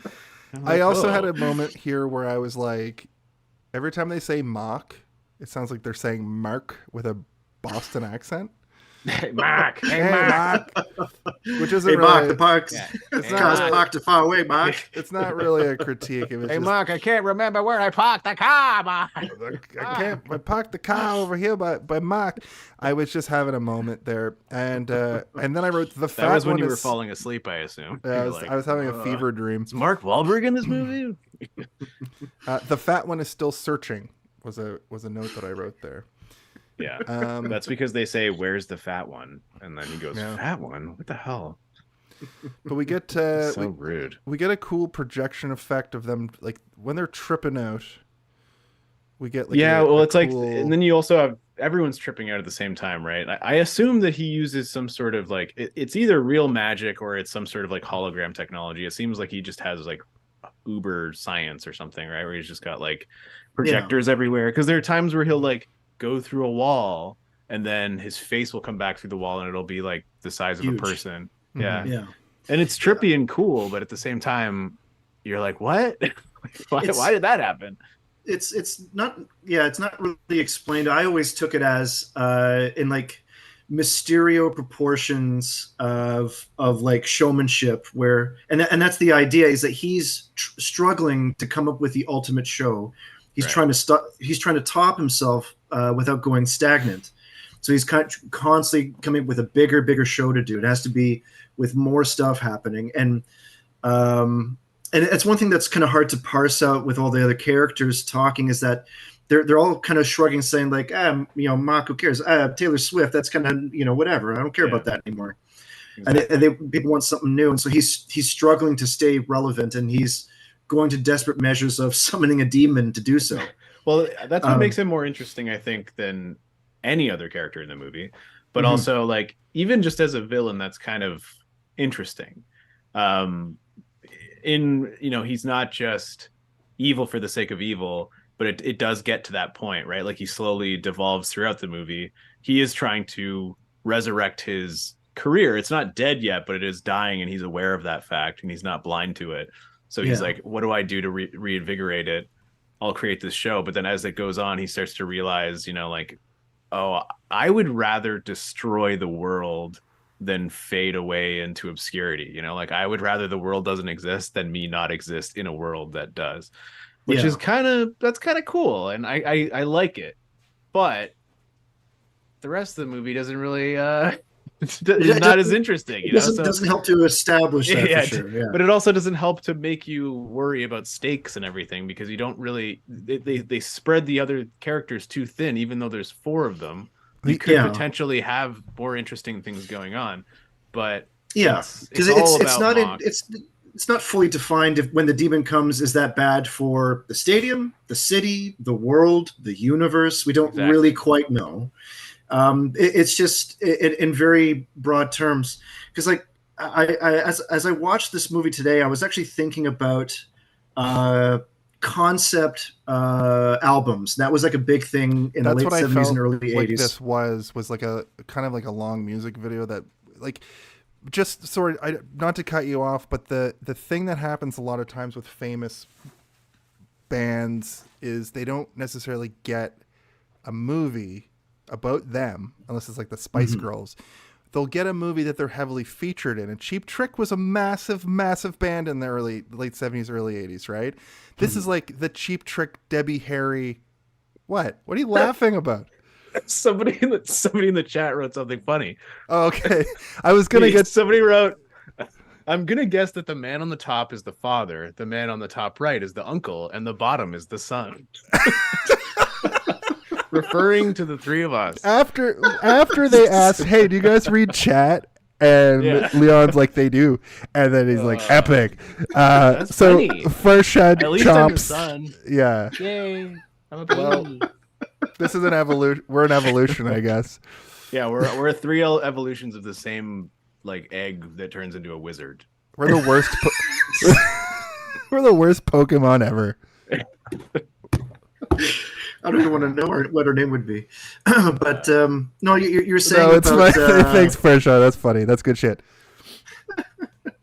But anyway, we're talking about concept albums and such. This reminds me of the movie. Have you seen Eat the Rich with where Motorhead are just in it, doing songs throughout? But I know what you're talking about. I haven't seen it though. This is what that reminded me of. This is like the Cheap Trick, Debbie Harry sort of movie, because they were both similarly famous at a similar time. It's kind of punk rock to do this sort of thing. And Clive Smith clearly was like, you know what? I think my favorite metal band, Cheap Trick. So we're going to make this centered around. Yeah. Like most certainly at the, and it's I actually do really like all the music in this movie. I actually really, really enjoy a lot. And the opening song with Cheap Trick actually is one of my more favorite in the movie, as is like the Iggy Pop one at the end. Yeah, I really like the Iggy Pop song too.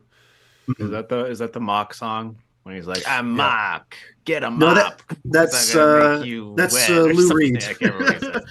Oh. Yeah, my name is Mock. Thanks a lot. Yeah, that's Lou Reed from Velvet Underground. Yeah, and no, I think it's called "Pain and Suffering." The song at the end when the demon comes out. Yeah, that's Iggy Pop. But so yeah, with like a concept album, like the song by Styx, Mr. Roboto, that the album that comes from is actually a concept album telling a story about somebody escaping a robot oppression in the future and such. So I kind of look at this movie that as they were making it, they were starting with this one idea and gravitated away and wanted to do something more of a visual concept, but it was not strictly structured, and so it does go off the rails. And I was thinking of Tommy, something like, well, this isn't like a full-on musical. I was thinking about Tommy a lot during this as well, which is another one of those sort of situations. Also, a movie that seemed like they just made it as they went along. Yeah. And sometimes that works out, and sometimes it doesn't. But you do have to have some skeleton happening, and when it gets to the fleshier parts, that's when you can have your moments of inspiration and creativity in the moment. I kind of wish, not to derail your thought, because I think it's important in terms of structure, but the structure of this movie was one of the weakest points for me. Oh yeah. Specifically because the middle chunk in Nuke York City. I thought you were going to refuse to say it, but Carnegie it's hard Hall. to say. There's too many hard K's in that. Carnegie Hall. Carnegie Hall or whatever, and Radioactive Music Hall, and it was just too much. But I thought that was Radio Mutant or Radioactive Mutant Hall or whatever. Anyway, whatever it was a pun, and it made me go. Ugh. But why do you hate puns so much? Why do you hate fun so much? I don't hate fun. I hate puns, and I hate bad puns, and I hate puns that aren't funny. If it was a funny pun, I'd be like, excellent work. I liked Carnegie Hall. I thought that was smart. Anyway. Okay. Anyway, yeah. So the entire segment of Nuke York City doesn't serve a purpose other than to like get them away from the other environment for a little bit. And hometown. they didn't have to do that. Which they is a play on the entire hometown, thing, obviously. But I think the only reason they wanted to do that was because they liked the line "Home Sweet Home." They're like, we got to have this line in there. We got to get them out of there. But like, I would have liked if they had to go to like where the nuclear bombs went off or something, like somewhere where there's all this like raw radioactive energy that they need to tap into for their rock and rule powers to come out, rather than just go back to the other town. Because it all it did was like they moved here, then they moved back there, and nothing really significant happened in either place. You know, they got Smeagol to show up at one point to wear a mask.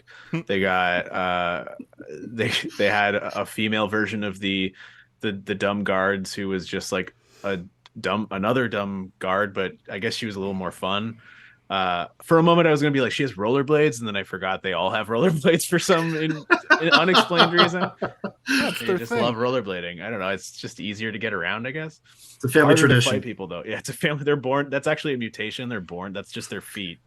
They've got roller skate fever, Doc. I think we should just detour to the chat for a second before we get to that stage 4 thing roller from skate fever. Fresh and Chops. I want to just Leon 27, you're 100% correct. They did Star Wars Holiday Special and this movie around the same time, Nelvana.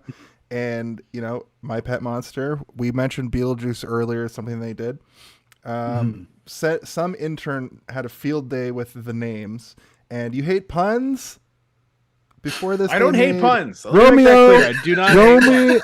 But it's a 0 and Julie 8. And Steve, why don't you read what Fresh and Chops has so fucking good. I should read that? I haven't read it yet. Okay, I can read it as I go. Maybe I'll laugh out hard. Yeah. If I had to guess your guy's name and age and job, man on the top left is named Mick Greenwood. He is 45 and a goofy driving instructor. 3 days a week, and the other 2 is a pizza delivery man. So is that referring to Jason or Tim? Tim? I don't know. I like pizza. I mean, yeah. Vampires are totally real, especially if you count Dracula. Oh God, no, no! What's happening to the chat? That's amazing. That's funny, Dribble. Guy on the right is Al Martin, is 37. Oh, and he runs his own bowling alley and also stands on top of a water slide saying, "Yep, next person." I guess that's you, Jason. Guy on the bottom is Matt Collins, 25. 25.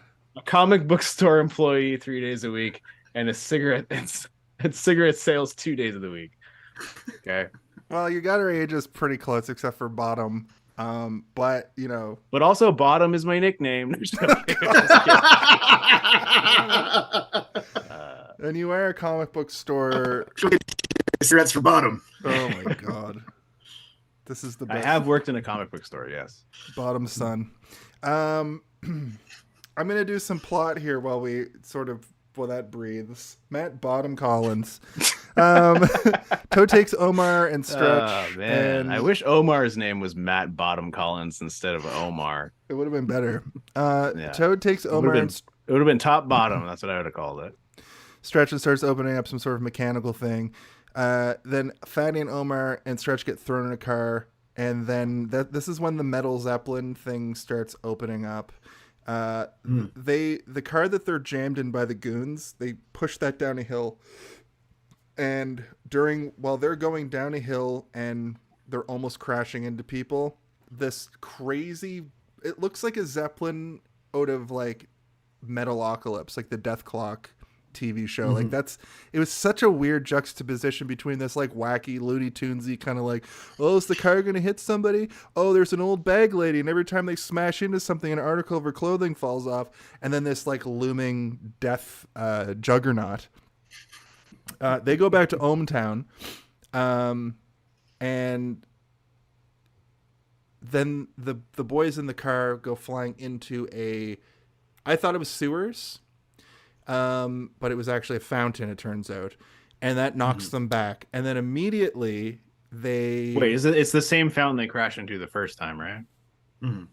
No, this is the first time they crash into the fountain. This is they before crash they in go. The fountain. This is before they go to Nuketown. Are we still not at Nuketown yet? We're not at Nuketown sorry. yet. Sorry, Mock is taking Angel to Nuketown. They're in the fountain, and this is when the cop gag starts, which I think is this is my favorite gag in the movie, because this is the most stereotypical. Because you love that cop's booty. Did you see that booty on that cop? Holy moly! Great booty. The police seems to know them, like they know each other, and they get a bathing felony, which I thought was dumb. They're going to be taken to prison, but nope, they just steal the cop car. Wait, you thought away. The jokes the cop was telling were dumb jokes? They were all so good. Almost as good as that cake. Oh my God. No, but I think stealing the cop car was hilarious. I laughed at that.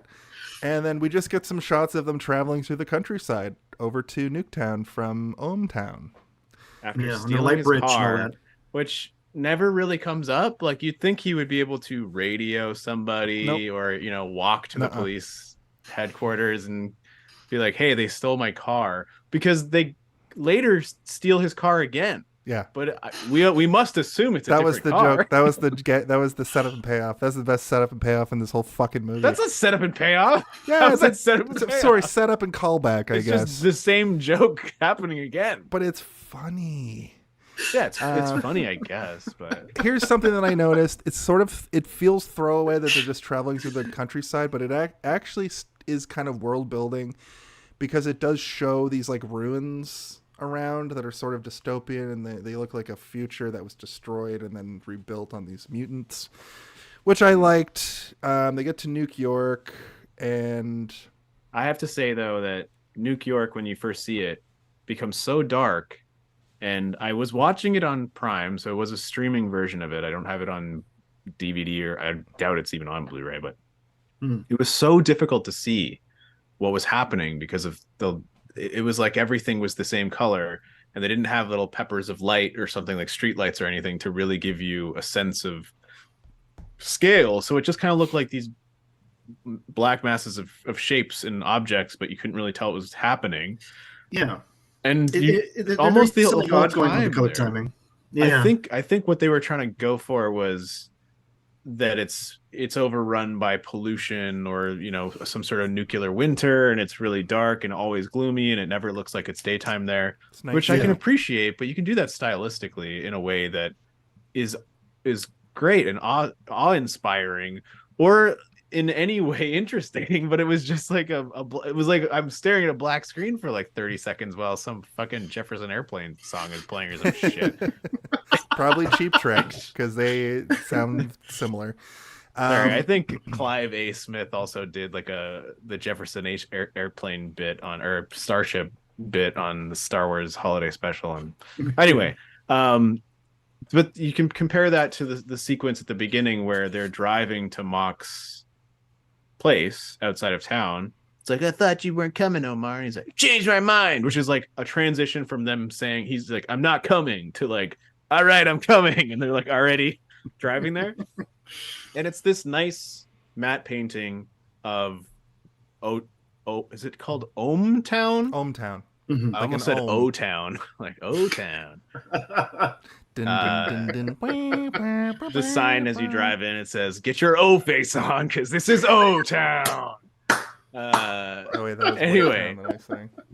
Yeah, but I was almost half expecting, like, the way it was designed, for them to pull out and the city was going to look like a guitar or something. It almost looked like the interior of like exactly a fancy electric guitar or something. Yeah, when they were driving away. But like, that's how cool. That's how much I was already into the movie and the style of stuff at that point. I was like, they're going to make the whole city shaped like a guitar. That's such a sick idea. And then it pulled out and it wasn't. And I was like, just looked like New York. Wait, what? Or Ohmtown or no, I'm talking about Ohmtown. I think that was supposed to be Ohio. I don't know what New York looked like, but I assume it looked like New York, because that's probably Ohio, where it was. Yeah. I was okay. It was White Town by accident. Leon 27. I got O Town and White Town mixed up. They get to the wall, the Great Wall of New York City, and I thought that when Omar introduces himself as Chief Inspector Quaalude, that was funny, because if you don't know, in 1983, the kids loved their Quaaludes. Drugs I don't think you can get it Quaaludes anymore. I don't think those exist, unless you find them at the bottom of like your grandpa's record collection. And then, oh my god.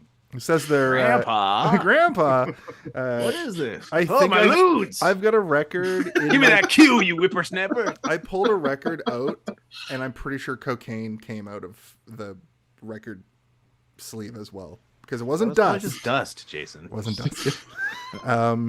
If it was white, it might have been mold. Or records can go moldy. That's true. Or it was anthrax. Jason's like snorting mold, like I was trying to get high.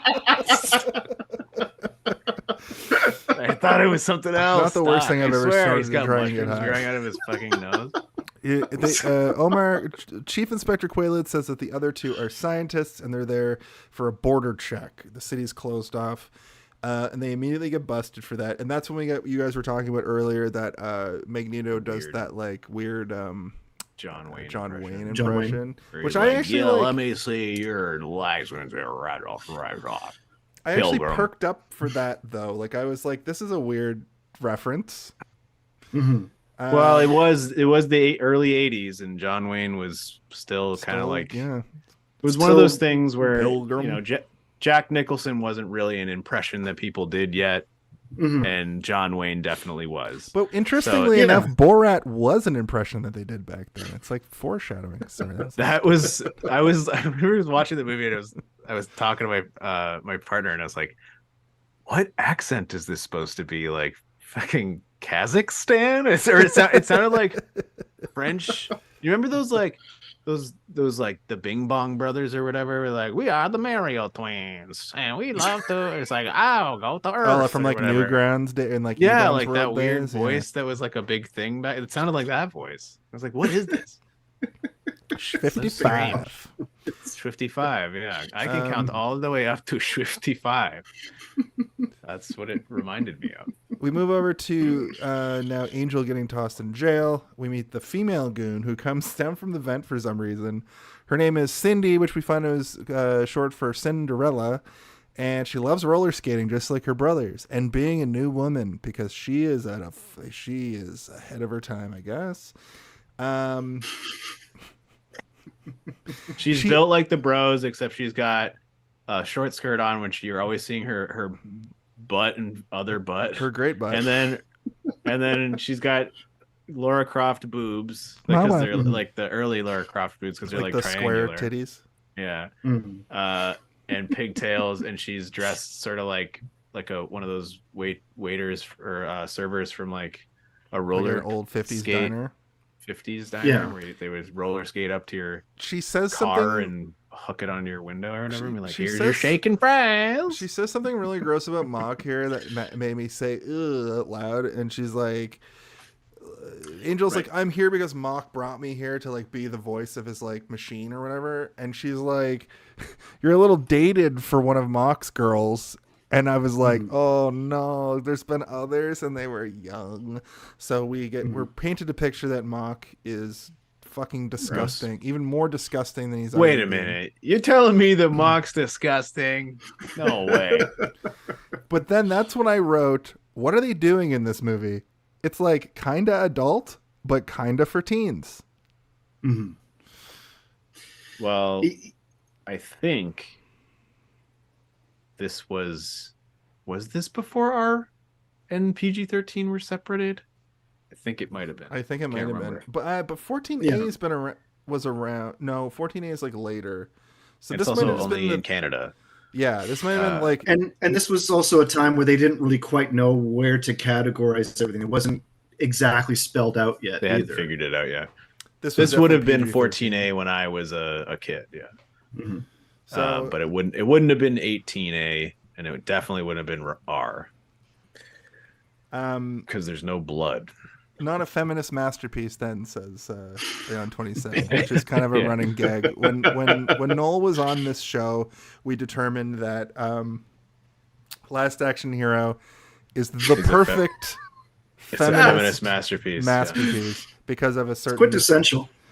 but this has a lot of like wait till the ending, Noel. Wait till the ending. You might turn back around on that. The Cindy character is pretty progressive, I would say.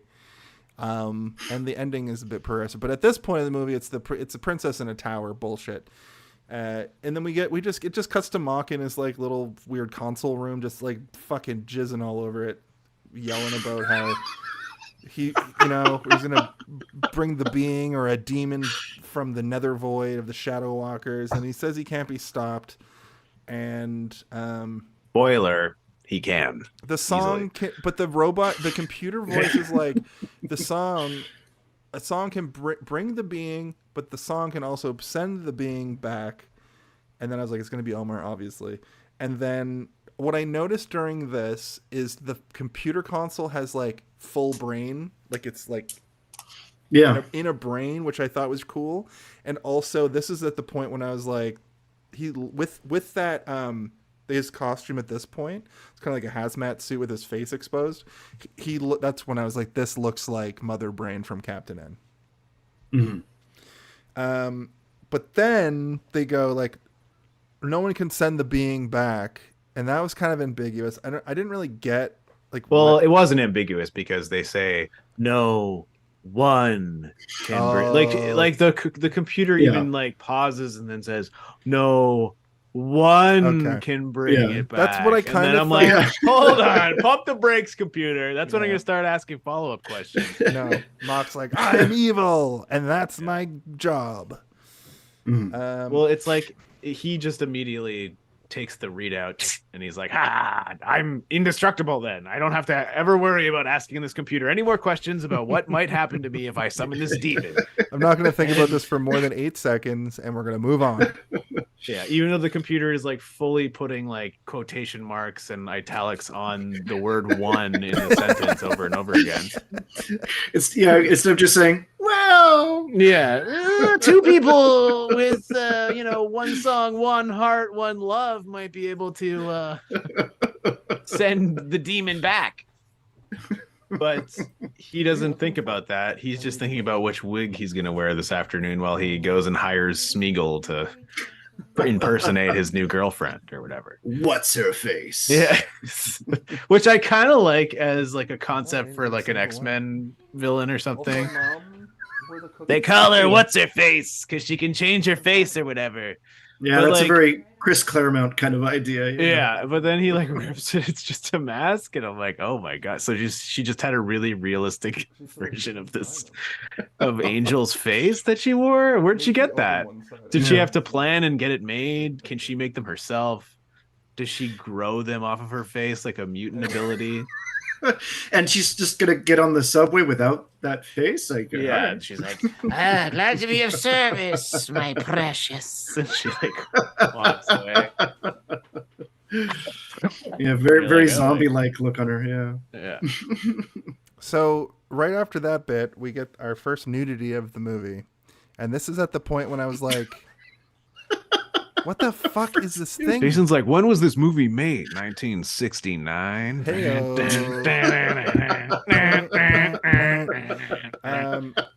But the nudity is like the tattoo on the back of the guy's head. Yeah, and he has a big head. His head is He's a huge. Gigante. A lot of landscape. Yeah. Also, I think he has like a weird back head mustache or something. Isn't like he has like it's something weird about his hair.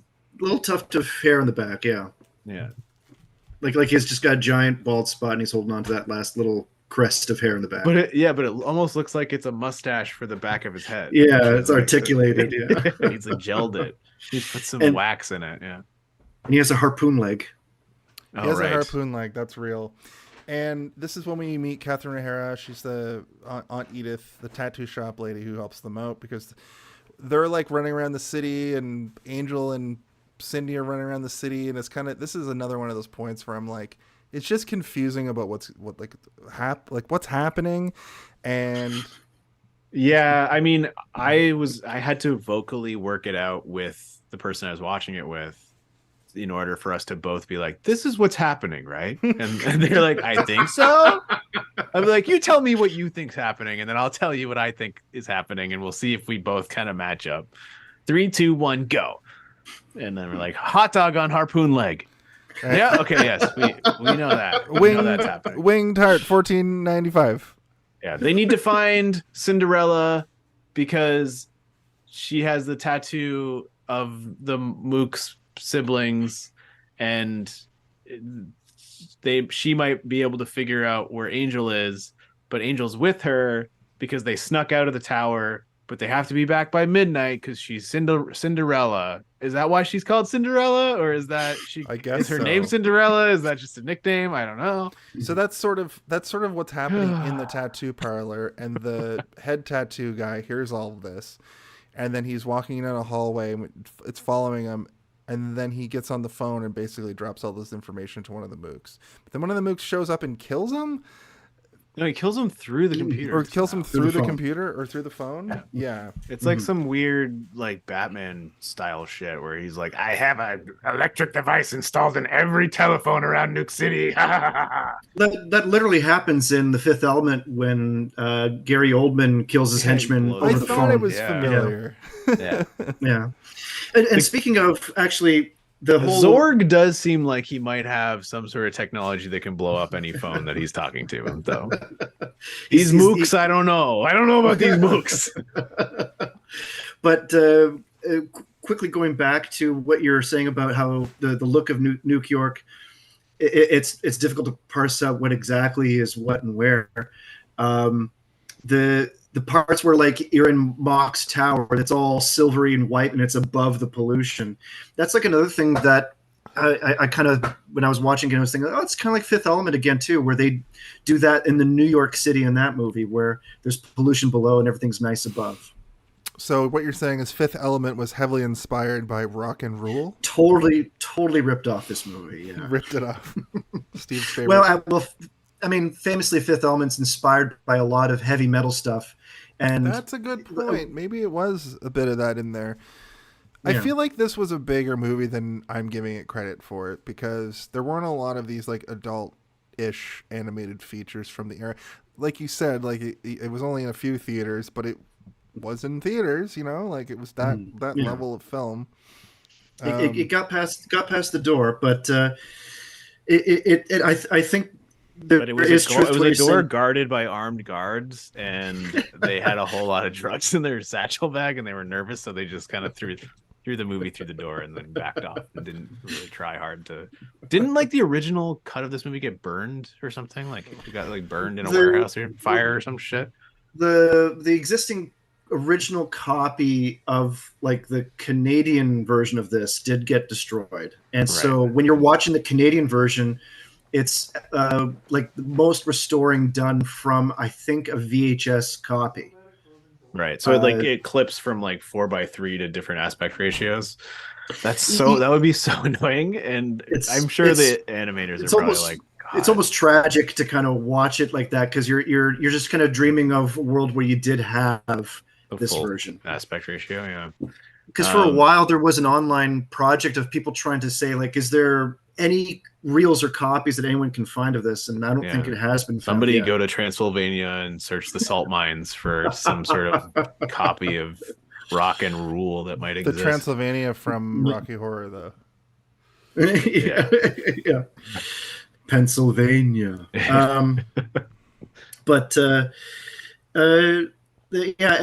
so that's when we kind of really get a full feel of this gnarly club scene. When we all start kind of all the characters are meeting there, and we get the awesome Earth, Wind, and Fire song, and then there's also another song that plays there. Yeah, which is just an Earth, Wind, and Fire music video, and it's a fantastic Earth, Wind, and Fire song. But there's all sorts of stuff going on. But we also get another drug thing, which this is one thing that I've always thought was weird, where in the beginning of the movie, they make their drug reference with these orbs for them to expand their consciousness on, and they just get zapped in the brain and get into a state of euphoria. Whereas in the club, it's almost like out of Fear and Loathing in Las Vegas, where there's just a guy wandering through the club shouting about drugs. Yeah. So is there with this one, where there's this guy with spiraling eyes carrying around, like, and talking about all these different drugs that he has on him. But there's also people, like, it seems like this room is full of every type of drug that they tossed around the writer's room, being like, well, how would you do it? It's like, well, it's in a sugar shaker, and you have a straw, but the straw also is part of the drug, so you sniff the entire straw up into your brain. That's another part. It's like it goes right from the like nudity on the back of the guy's head. I know it's a tattoo, but it still was like breasts with nipples, and then a drug sequence where a guy has like a thing of drugs that flies all over the place, and then we get a thing with like Stretch runs into a girl who flashes him, which isn't, we don't see anything, but like it's implied nudity. And then every girl in this club, and even the girl at the club at the beginning, their nipples are protruding. So it's like, it's not like super overt, but it is like an implication. I think if you have every single like character with breasts have erect nipples in a dance sequence, that's pretty erotic. It's not if you were like a 13-year-old boy watching that, I could have at 13. Holy moly! Can we rewind? Can we have a bathroom break? And this part, more than any other part of the movie, as far as adult animated comedies go, this whole sequence reminded me of Fritz the Cat. Now, if you've never seen Fritz the Cat, that is like an X-rated comedy. Like there's full frontal nudity, there's essentially sex, a porno. It's basically a weird porno, but it also is like a really funny, weird movie on top of that. So, you know. Well, we also got to mention Banana Man. Banana Man with his banana belt. Come on, Banana Man. That's all I wrote. That's when I needed a bathroom break. I was like, wowie, zowie, look at this Banana Man.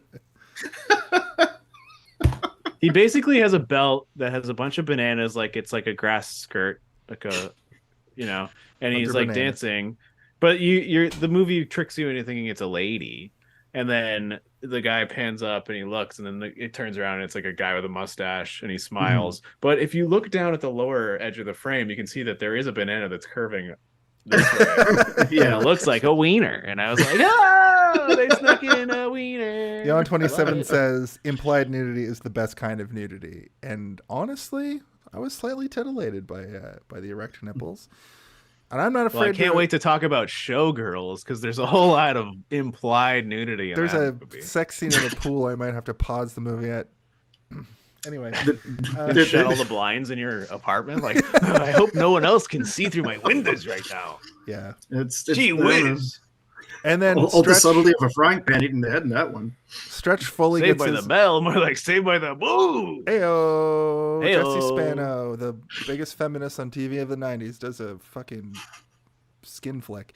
Yeah, but when you watch the movie, you'll see why. It's very artful. It's not. Paul Verhoeven, man. It's a He knows Skinamax movie how that to he put in respect theaters. women, right? Ugh. Showgirls. Okay, I want to see all of it. Why did you pick that movie, Noel? Like, that's what I want to know. Noel's like, obviously we're going to talk about Showgirls for my movie. Anyway, we'll get to that when we get to that. We're going to pull that one apart. 2 Paul Verhoeven movies, and it's like back to back too, I think. yeah. Anyway, Stretch gets his For another nose week. fully stuck in Screech. I thought we weren't talking about no anymore Stretch Saved by the Bell. Oh, in Cindy's butt. He goes full face first into her butt, and he sees the tattoo that was mentioned earlier. The heart. he with also wings. goes face first into someone's breasts, Boobs at one point. and also into Banana Man's butt. Yeah, This guy he's just Sniffing like around. stumbling around, and his face just happens to be falling in everybody's parts. Alphonse points out that Cinderella and the angel, and then we get a Cindy dance sequence thing where she's just spinning on her shoes. What are they called? Roller skates. And then- did we mention the fact that she introduces us to a character named Raoul, and he's the drug? Is he the drug guy? I think don't he know. was the drug dealer. Yeah. No. But he's also dressed like the Joker from the new Joaquin Phoenix The Joker movie. Did anyone else notice this? That he's wearing like the exact costume from this? It is that pattern, yeah. The same And color color pattern, scheme. everything. It's wild. I was like, what the fuck? And he's wearing the exact Joker suit. And it made me be like, did Hangover Man have some sort of weird copy? He's like, Tom I gotta watch Phillips every or fucked whatever? up thing Is that from his the name? era. Todd Phillips. Todd yeah. Phillips. Or it might be just the broken clock. It just I hits think I the have same his phone time every number. so I'll often. call him right now. Yeah, call up Todd Phillips. Hey Todd, you ever heard of Rock and Roll? Did you rip off Raoul's costume from that movie for the Joker? It's Sexually Frustrated Month. Noel's I'm gonna not go, even joking though. It's the burgundy suit with the yellow. I and the didn't green catch and that. the- That's and the two- amazing. No, It's wild. you're absolutely correct. That it is the same color scheme for sure. Maybe a common. And it's suit like of a the weird era. 70s suit, and he's got the Yeah. little nose like the Joker. Like a has. clown, It's- yeah. it's Like wild. the joking man. He looks like Joaquin Phoenix's Team Phoenix. the Joker. Joaquin's Joker. Yeah. So Angel like bounces. She's like, all of this is too much. And she goes into an alleyway. And this is another one of those like bits that is like set up and then revealed, but not in a way that's like fun, in a weird, like hits you over the head with it, because she goes into the alleyway and then Omar follows Angel into a dark room, and then Mock is there. And then it's like, Mock is now torturing Omar by pretending to be Angel, and it's like a weird dream sequence / like obviously it's an illusion. He sees Mock like pull Angel's like head, like her skin of her head off to reveal like a gross disfigured thing, and it's very trippy. That's what's her face. Yeah. That's And- what's her face. Like when we keep saying that, we're not making a joke because we can't remember what her name is. Her character's name is what's her face. And then Mock, And she looks like Smeagol from Lord of the Rings. Yep. And when she leaves, she goes. And it's, no, I'm like, I feel this like does have a this Home is- Alone of it all. We haven't gone I to feel it like yet. Peter Jackson also watched this movie. Probably. We haven't gotten to the Home Alone of it all, but that's yeah. sort of where we sort of do that at the end now. But what Mock does say during this is he basically looks right at the camera and says, "All work and no play makes Mock a dull boy." That's my Jack Nicholson, so I'm fired. Except he doesn't he doesn't do a full Jack Nicholson impression. He just It's doesn't lie. "All Really. work and no play makes Yeah. Mock a dull boy." No, it's like his like Bullseye again. all work and no play makes Mock a dull boy. His voice is Bullseye unnaturally him. weird, right? Mhm. And I always thought, because the Magneto of it all. That's how he talks as Magneto as well. The new segment we're doing. Magneto. The Magneto of it all. Of it all. It's like he sounds so much like Magneto in this that's how I immediately knew that it was Magneto's voice. Like within seconds, I was like, but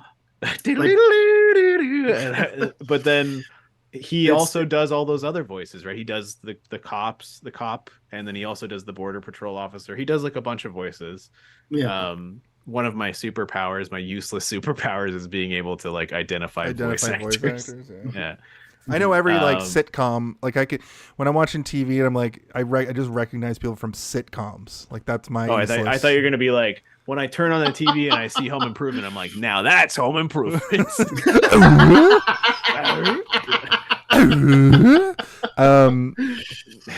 It is now. We've hit 10, so I'm just gonna get through this scene specifically because I thought it's stupid.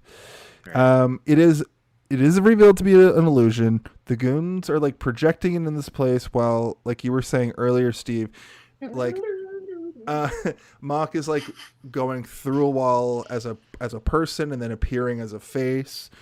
But Angel is like talking to Mock here about like how she thinks this is all terrible, and she sees the boys and Omar once again trapped in another pink sphere where they, they're drooling and bad. And he's basically like, if you don't come with me and do this show in New York City at Carnegie Hall, I'm going to kill these boys. If you come with me now, I'm going to let them free. And she's like, fine, I'll do it. She lets them free, and they're drooling morons again. Like, just basically the same as back in the foreboding mansion. And it doesn't show what he did to them. They just have like weird red pupils. They're just in the sphere this time. Like, instead of looking at and it. the other one, what's his name? Barfy like starts taking his pants off or whatever, and you're like, what are you doing, Barfy? Put your pants back on. And then we get Barfy the Vampire Slayer. So I actually had a reaction here to this where they go to Carnegie Hall and it shows a cool poster, a really cool looking poster. And I was like, oh man, we're going to get like a crazy like first concert. Like it's like, if you look at how superhero movies go, it's like the villain wins but doesn't fully win. And then there's the final showdown. They should have at least animated a minute of this just to show that it failed successfully in a way, because what happens is it just cuts to the next scene and it's just like a news broadcast of people being like, I went to the concert and the being appeared and destroyed everything but didn't fully destroy everything. And I'm going, what? Like, what? And you think about it in your mind's eye, you imagine, wow, that could have been a really cool That could have been a really like cool the demon half appearing and destroying a stadium or whatever. Yeah. Yeah. And the whole But city, actually. Also, was that the mock musical moment supposed to be the performance, or am I mixing it in my mind? Like when he's like, my name is Mock and I love to fuck or whatever. No, it just skips. It just shows the poster is the performance, and then it cuts to the news broadcast, which is short, and then it cuts to him being like, I almost had them. I almost had them. Oh, right. Yeah. And he's like, if it wasn't for you pesky kids and your dog, I would have got away with it. And it also like it shows like clips of stuff that hasn't happened in the movie yet, which I think was supposed to be. So she's already gone through the summoning process once. Yeah, that's when she learns more so like what is actually happening. You know how in like old cartoons and you'll get like scene missing. Yeah, can you say what Noel just said in the chat, please? Well, Noel said do it again in an Arnold voice. I don't know what that's referring to. It probably was at some point one of us was doing a voice. But then the next message is Nuke York, but the O's are boobs. like emoji boobs. It's That's like funny. bracket, period, bracket, bracket, period, bracket. York. Or a butt with butt dimples. I think it's supposed to be Boob York. I think it's Also, Boob Boob York would have been so much better than Nuke York. Yeah. So, yeah, the beast materialized somewhat, but it turns out that they have to go back to Ohmtown because Ohmtown has the juice. And I wrote the juice specifically because I listened to most of our juice episode today as well. But also, makes no sense to me that a large city like Nuke City would have less power than a place like Ohmtown, right? I don't understand it. Doesn't make sense. I assume that if you are in New York City versus like, I don't know, Oklahoma. Ohio. I was gonna say Oklahoma too. That was like the first thing that was gonna pop in my head. But... Oklahoma. Yeah, Oklahoma. Yeah, Oklahoma, where the moon. So this is where we get Mock singing a song, and I thought this was Iggy Pop at this point. Is this not Iggy Pop at this point? It was Lou Reed. When is Iggy Pop now? It's at the end with Pain and Suffering when the demon comes out. Oh, okay. So Zip has a bit of a crisis of faith here, which is a weird, like, obviously he's gonna have something to do with the end because of this one scene, which is another, like, clearly they were like, oh, we have to set up like something at the end as a misdirect or like a villain becoming a hero. So Zip, who's the dumbest one of the mooks, it watches this kids program. The dumbest of the three dumbest characters in the movie, called Uncle Which Mikey. is one of the scariest children's shows ever. And he Also, basically I have has a that theory here.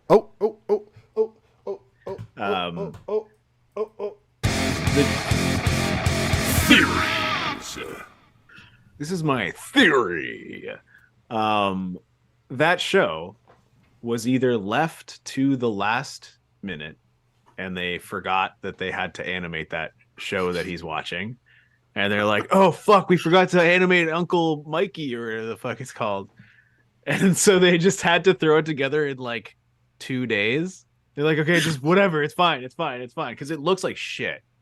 And it's like, everyone's like, it's so creepy. It looks so creepy. I'm like, it doesn't look like, it looks like they ran out of time and they just like almost like a South Park with poorly drawn images.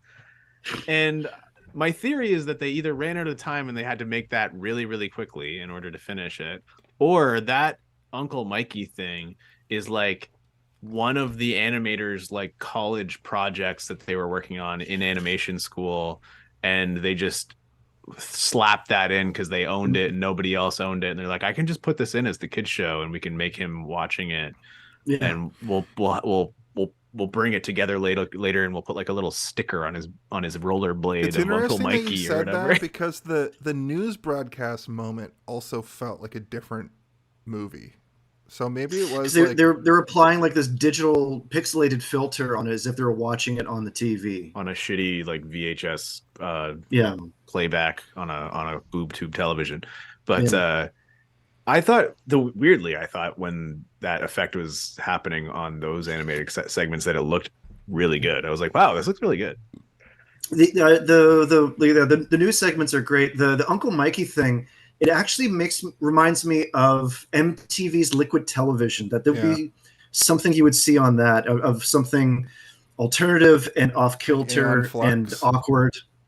Yeah, and they would have, just something bizarre that would play for 10 minutes in between commercials after a show finishes or whatever. There's a video game that came out not too long ago. I'm not going to say the name of it because the creator is a garbage man made of diapers and mashed potatoes. Is it that new Pandora game? No. The new also, I thought you love Avatar now. Yeah, Avatar did. Nope. Fuck. Oh, geez. Oh, I've just got a text message saying Jason Phillips canceled. Double canceled? Triple canceled. Holy shit. Canceled. God damn.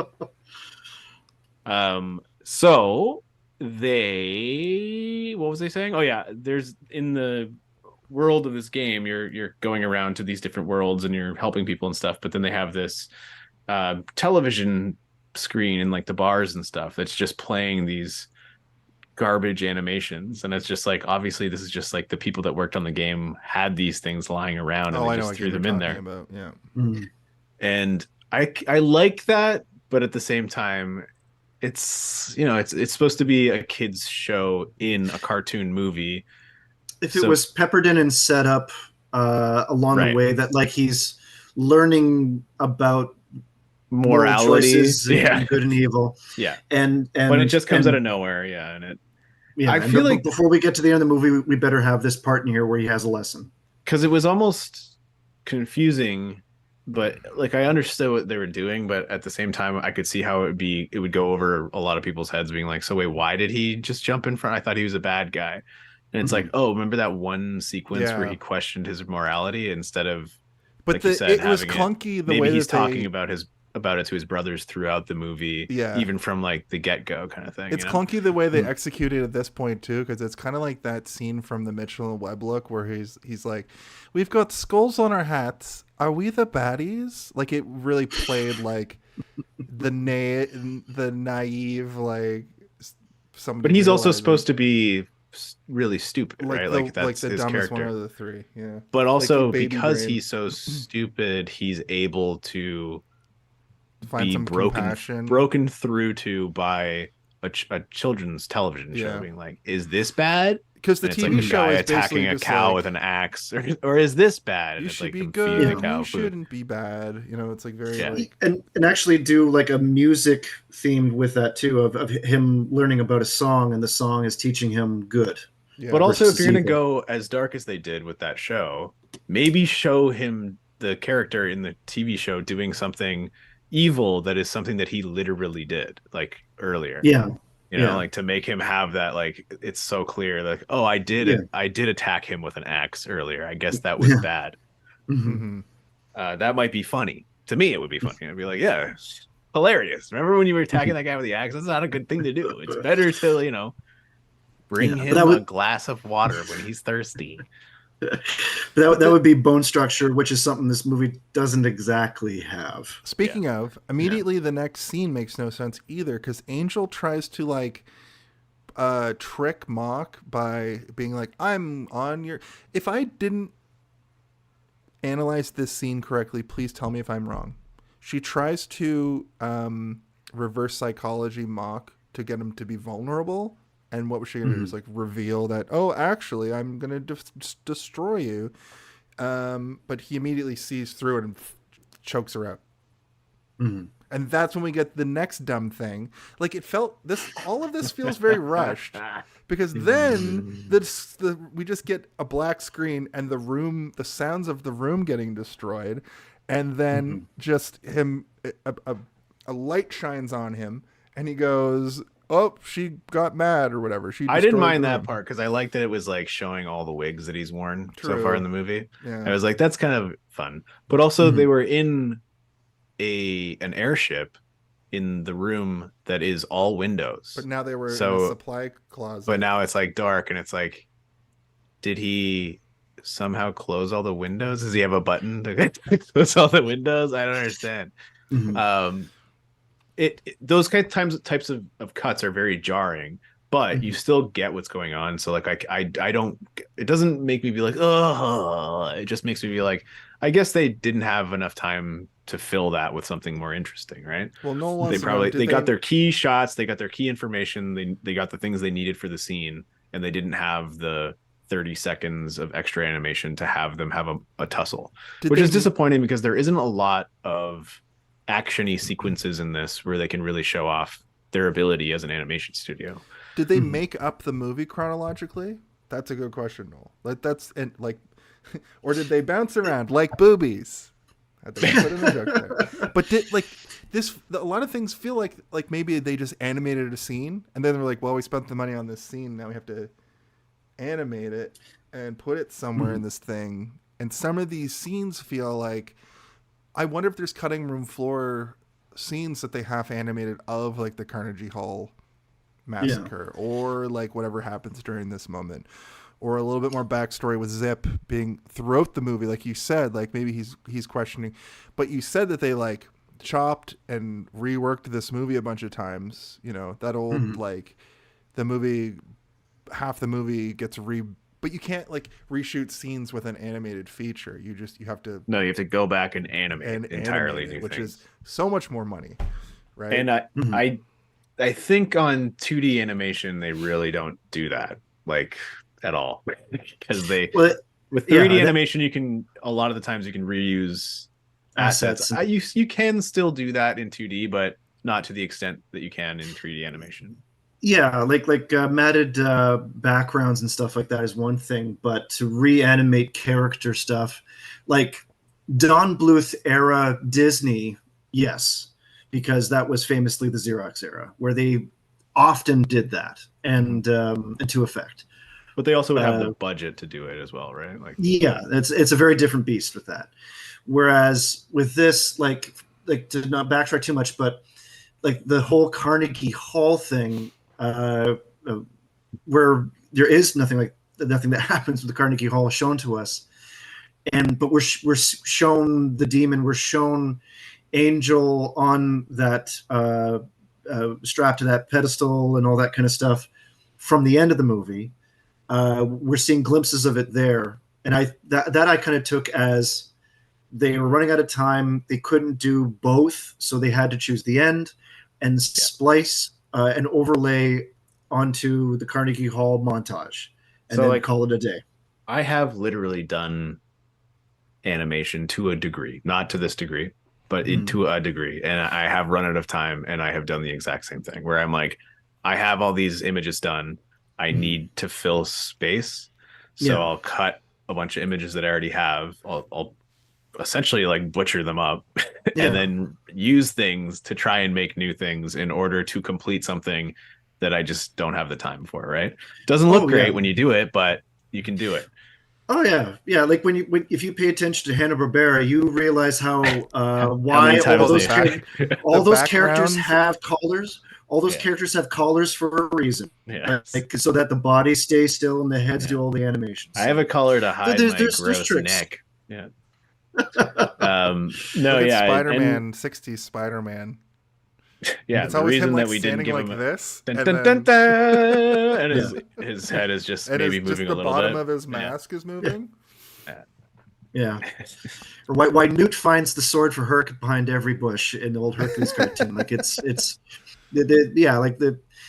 have to be resourceful when it comes to this stuff, and it's heartbreaking when you're watching a feature-length movie and you're relying on pacing that it should be providing you, and something like that is jarring. It's also wild though, because this movie had 2 years that it potentially could have been additionally working on. They started the movie. Developing this movie in 1978 also. And they worked on it for 3 years. What I'm saying is that it came out 2 years after it was completed, because MGM was like, nah, no. And like 3 years to do an animated movie is enough time, but it's not a lot of time, especially when it's a small studio that has only done sort of short things for TV and stuff like that. But if they were given that 2 extra years, imagine what they could have come up with. Imagine the filling that they could have done to make this movie better, and to like go and polish and make the stuff that doesn't look quite right, rather than being like, no, we're shelving this unless we can get James Dean back from the dead to voice Omar or whatever. Because that's who they wanted.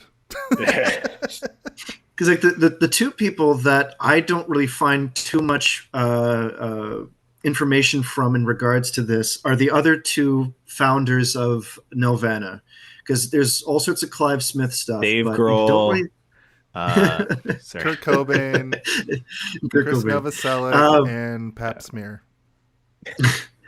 But like Michael Hirsch and Petrel Lubert, I believe I pronounced that correctly. They're the two Canadians that co-founded Nelvana along with Clive Smith, and I do wonder if there were kind of backdoor stuff saying like, hey, we've been having fun with this, but like we need to pay the bills. We got to keep the lights on. We got to animate some fucking Care Bears fast. And, which is another one that was like copy paste. Yeah, and we got to get back to what butters the bread here. It wouldn't surprise to find out if as much as there were these free thinking, fluidic ideas that they really wanted to explore at the same time.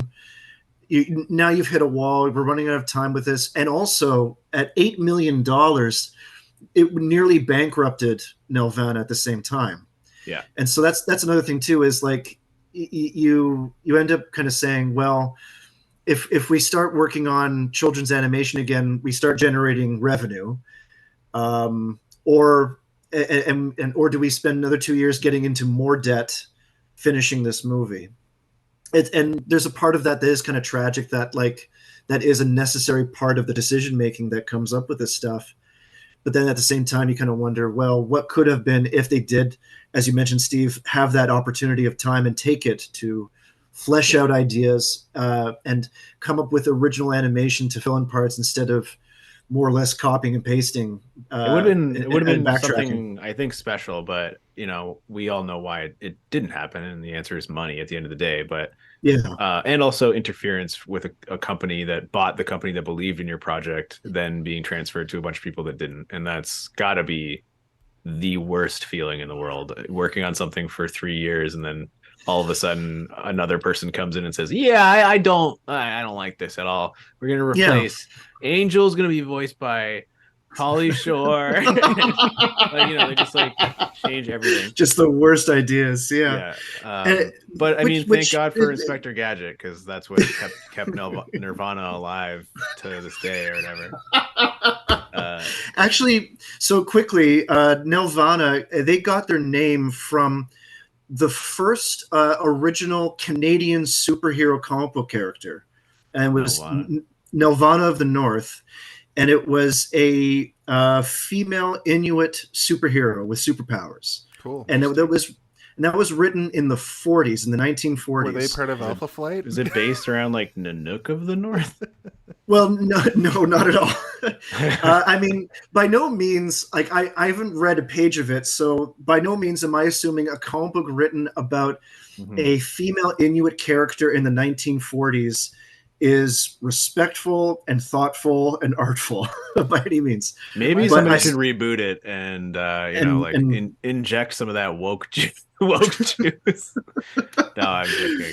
But so it's interesting that is where they get their name from. It's inspired by that comic book. That's as an original Canadian idea. I've never heard of that character, and I kind of want to look it up, even though, like you said, it's probably not going to be very respectful. But I feel like a character like that, especially in what has been the sort of climate socially in Canada right now, a character like that might be pretty fucking cool. Well, that's what I'm thinking about it. It might have actually been treated with a little bit of respect if they took the time to develop a character like that.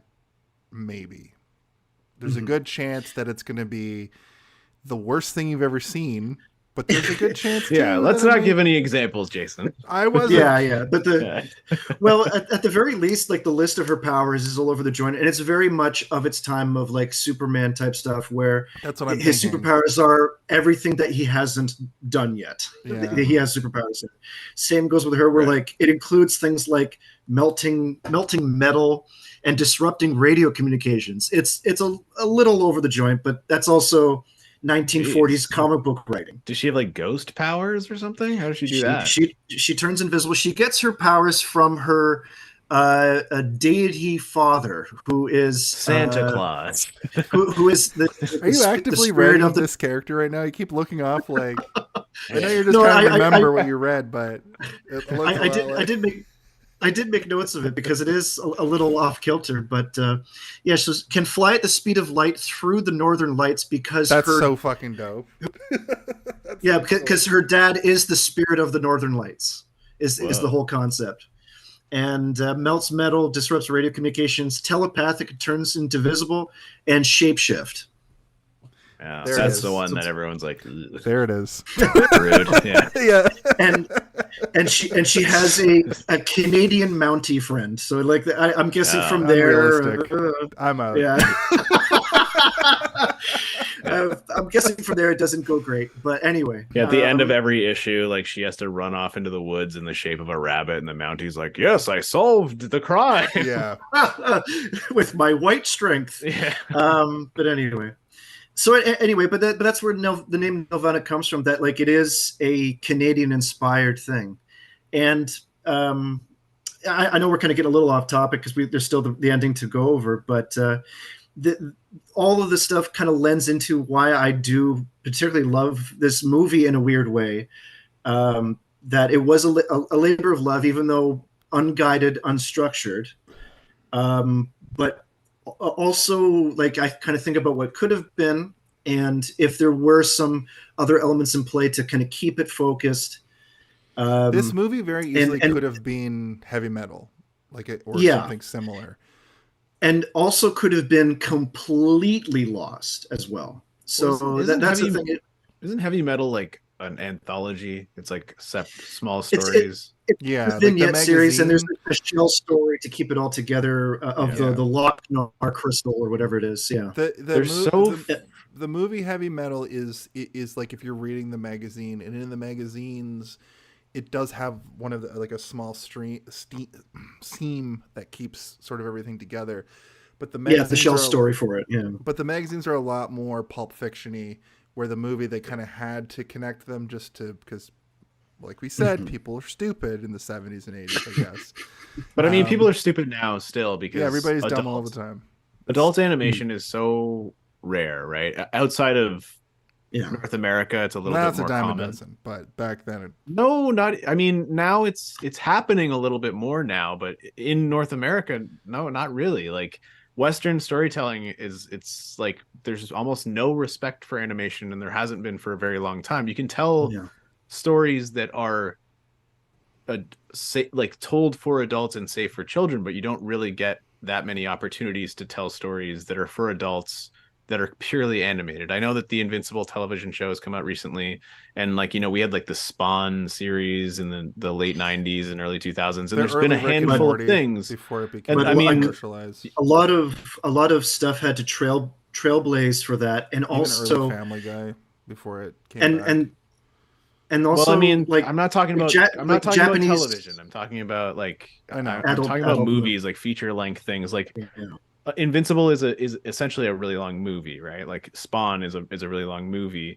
Family Guy is an episodic television show that's meant for yucks, for you to be like, haha, that's funny. I'm talking about like in like deep storytelling. Like that's not something that we really grant money to.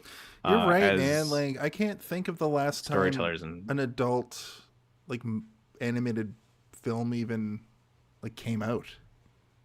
It's because they don't really happen very often, and when they do, it's like people who have passion and power. So like Zack Snyder, and I'm gatekeeping Family Guy, Noel. Okay, there it is. I'm gonna put it all on the table. I'm gatekeeping Family Guy. I would like to keep like The Simpsons and Family Guy and like Rick and Morty. Like I would like to keep that separate from this discussion because it's not really the same thing. Yeah. I'm talking about stuff like what is a story that 1 second. My wife just burst in at that moment. Madison just burst in to say, why is it always gatekeeping and never beekeeping? Well, because Madison's the beekeeper, that's why. Madison's the beekeeper. Okay, sorry, I didn't mean to interrupt you. But I think I made my point anyway. Yeah, and in a way, Steve, that struggle to try to like what movies can we think of in this regard speaks to that issue. That it's so difficult to find these things. They are rare, and like it does make the ones that do exist very valuable, which is why I'm glad I did watch this movie, because I'm like, this is something that doesn't happen very often, right? And we should kind of respect it a little bit more than, you know, like it has a place in the librry. But with honesty, it's not perfect by any means, for sure. No, it kind of sucks, but we should still respect it. You know, you can. No, you just can still my final thoughts on sucks. this are very respectful of this movie. Okay? But not to sidetrack too much. I apologize, but we do have to go over this final scene and take her home. Yeah. Continue. Oh no, it just and like just to kind of quickly put a pin in your thought, Steve, of the struggle for animation. I don't think there would be any market in Western culture for adult animation if it wasn't for the availability of Japanese anime feature film. That's a good point. Like stuff like Akira, Ghost in the Shell, which you two movies we've done on this show, Yeah, but like stuff like that, we just wouldn't find here. It's not even just that it's from another culture, but it's subject matter that animation doesn't commonly tackle. So it's weird that like we have to outsource for that, and it'd be great to find a new voice for that. So when we do come across these movies so flawed, they do have a place in the library. So yeah, I would love more like feature length anime. Doesn't seem to like cross over.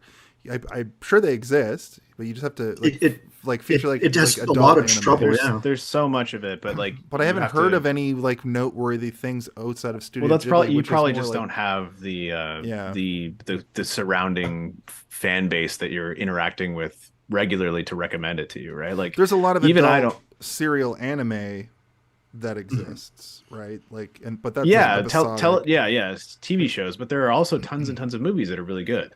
And we've already done 2 of them on this show, and there are other ones that I would still like to cover at some point. But even those are from the 80s and 90s. You know, we haven't. That's true, and even a lot of those ones they're not kind of the traditional hand-drawn animation that we love, but you know, like the Miyazaki movies that we've done are all, I think actually have we only done Princess Mononoke? I think so. Yeah, we haven't. Which is surprising because I feel like My Neighbor Totoro. Well, let's would just be do like a whole good one month for this show. Yeah, exactly. For like a whole year. Miyazaki month. Yeah, Miyazaki, the year of Miyazaki. We just fucking become a. I mean, I don't think he even Studio has enough Ghibli. movies to cover an entire year. When we're done John Carpenter, we'll turn into a Miyazaki. Well, he has a new movie coming Miyazaki. out. He has a new movie coming out very soon. We should The maybe, Boy and the Heron. Yeah, we should consider doing that and a couple others. Anyway, we could talk about this forever because it is like a deep passion of mine. But I, you know, my whole life I've been like drawn to stuff like, you know, like I remember when Paranorman came out, I tried to drag all of my like 27-year-old straight white male friends to go see it, and they're like, why the fuck do you want to see this? I'm like, because it's an animated movie that I don't think is going to be just for kids, man. Let's go watch it together. And they did, and they thought it was good, and I was like, see, but it still is primarily, it's still for kids. It's still for kids. Like I would never think that Paranorman would have like an edgy side to it. You know, it does because of the marketing. Has... Because of the marketing. Well, yeah, they're marketing it to kids, not to you, Yeah. because that's what the same where thing the money happened is. with that one movie that you watched recently. The I don't know if it was Leica, but the animated movie that had like the Jordan Peele and Keegan Michael Key one about the kid. Very recent. I don't know what you're talking about. The animated one, or the claymation one, or the stop motion one. Oh, Wendell and Wild. Wendell and Wild. Yeah. Yeah. Is that probably they advertised it as it's Key and Peele, and they're in this movie, but like, and the name is Wendell and Wild, which is their characters, but it's not about them. They're in it for sure, but they're not the main characters, and it's not really about them. It's about a girl who is orphaned and goes to an orphanage and she's in this town of people that are trying to vie for power, and it's all about this like power dynamic in this town, and then they figure out how to bring people back from the dead, and the dead are coming back to be like the people in power, just trying to destroy it's actually pretty good. It's a Selick movie. It's his latest movie. Right. Yeah. Henry Selick. It's good. Not good. like or that is like I'll learn all about it during like a month in February. Well, we're not doing it in like a month, so maybe we should change one of our movies to that. I thought we were. It's not a Leica movie, so we didn't put it in there. It's all right. It's a Henry Selick movie. It's not for him, but it's not a Leica. I want to talk about the final moments of this film, but Noel has said a lot of things. Oh my gosh. I have to go to the washroom, so maybe you read it all. Well, I just want to cover the part where they talk about how Steven is the most right anybody has ever been. About what? Degree in dumb shit like this, and there is a massive cultural impact on animation. I think that's when we were talking about like the beginning of that last conversation, which was a pretty good little stretch. Steve, thank you for your insight, because I thought that was more so just the feelings inside my chest. No, I know. that I think about every day. I was waiting for you to sort of like unload, because this movie I thought would be much more in your wheelhouse. It's just like poorly put together, but we know why.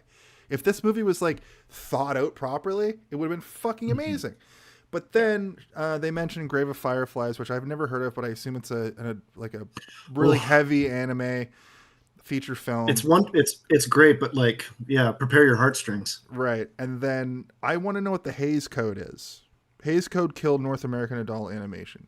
Is that some sort of thing they implemented to like It's Unload, something Jason. I'm woefully underinformed by, something I have heard about, but I don't know too much about. But they're like, yeah, like, not to beat this drum too much, but there is I think about, like, a lot of adults when I show, like, or try to talk about animated features, even in general, not even just adult, but like good animated movies. There's a lot of adults in general that have this kind of wall in their head of like, oh, that's not for me. I'm not too interested. Like, I don't even think comic book heroes would be interesting to people this much if it wasn't live action. If they tried to make all these Marvel movies strictly computer animated, let's say, I don't think it would have as much of a grip on it Because as it does DC now. has done that. DC has a whole stretch of amazing animated features that are a lot like the way 100%. the MCU is, and they all have their connections or they're based directly off comic books, and they're all great. Most of them are great. Yeah, and then you watch the actual that Bruce DC Timm live pantheon action. of movies. Yeah. Yeah, then you watch the fucking DC movies, and they're the most hit or miss, mostly miss that you've ever seen. It's crazy how they just cannot get it, and I don't even think James Gunn's going to be able to resurrect that garbage fire. I think And the it's- Hays it's- Code it's is very just the exhausting at this point. MPAA motion picture code, and just another way to say it. That's what I'm understanding from what Noel said here in the chat. At any rate, do you want to just quickly Let's talk about the final scene here? Yeah, which is a great scene. It's probably the crown of the movie. So the boys, the three boys are just dropped back in Myler's club, and they're just like tripping out, thinking that they're just in that venue, I guess. But And they're playing happy lame songs, and because it's like a happy version of the original song at the beginning of the movie, right, where and it's all "I hate you," but now it's like "I love you" and "I like this town" and all that. do they just snap out of it? When lightning strikes the tower at the stadium, and it surges through ohmTown, and it goes to the club, and it shocks them, and it shakes them out of it. Okay, right. Yeah. So then Yeah. Angel's Just like now, Frankenstein. Angel's. We cut to Angel. She's tied up.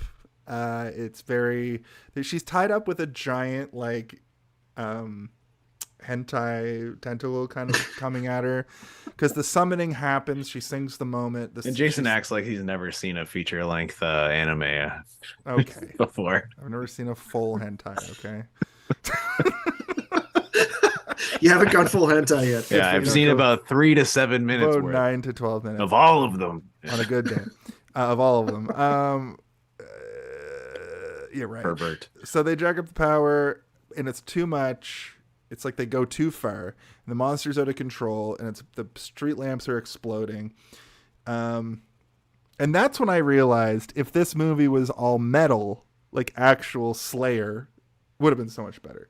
But the boys are back in ohmTown. They're zonked. Omar says it's all BS. That cop comes back, right, as they're trying to go help out, and they realize that they're in the same city as where this summoning is happening. And they do the same gag where they steal the cop car and they drive it over there. But the summoning, the monster is like the climax of this movie is the crown jewel of this movie, like you said. It looks so cool. It's like an interesting, it's not digital effects because they didn't have the digital effects to do this yet. But it's like, I was reading in in that X-ray from, what I was talking about earlier. It's basically a bunch of cells that they like put together to like create this effect. It looks like it's projected almost. I actually have a note about it because it's the multi-plane camera. They actually it's an existing device that has been in animation for quite a long time, since the 20s, but they redeveloped and built upon it for this movie. And it helps with parallax and lighting effects, that you can have a computer timed lighting effect come in through the film footage. Okay. Oh, just to the motion picture production code, nicknamed the Hays Code because of Will H., who is the president of the motion Will H. picture. Hayes. Will H. Hayes. It's the MPAA. The MP. Oh, they did the thing. Double whammy. The comics code infantilized comics and cartoons as well. Real Arrested Development on art. An amazing American tradition. Listen, you'll have your chance to say all these things. Thank you, Noel. You're the Wait, best. did you guys do the MPAA while I was MP? No, we did. We BID not. The MPP, everybody. The MPP. Wow. Mock sings his Iggy Pop song at this point, right? Finally, Iggy Pop. The boys are cruising to the concert. The monster is going crazy. Omar screams to get the monster's attention, I believe. And then this is the point we were talking about earlier where Zip, there's like a tentacle coming at Omar.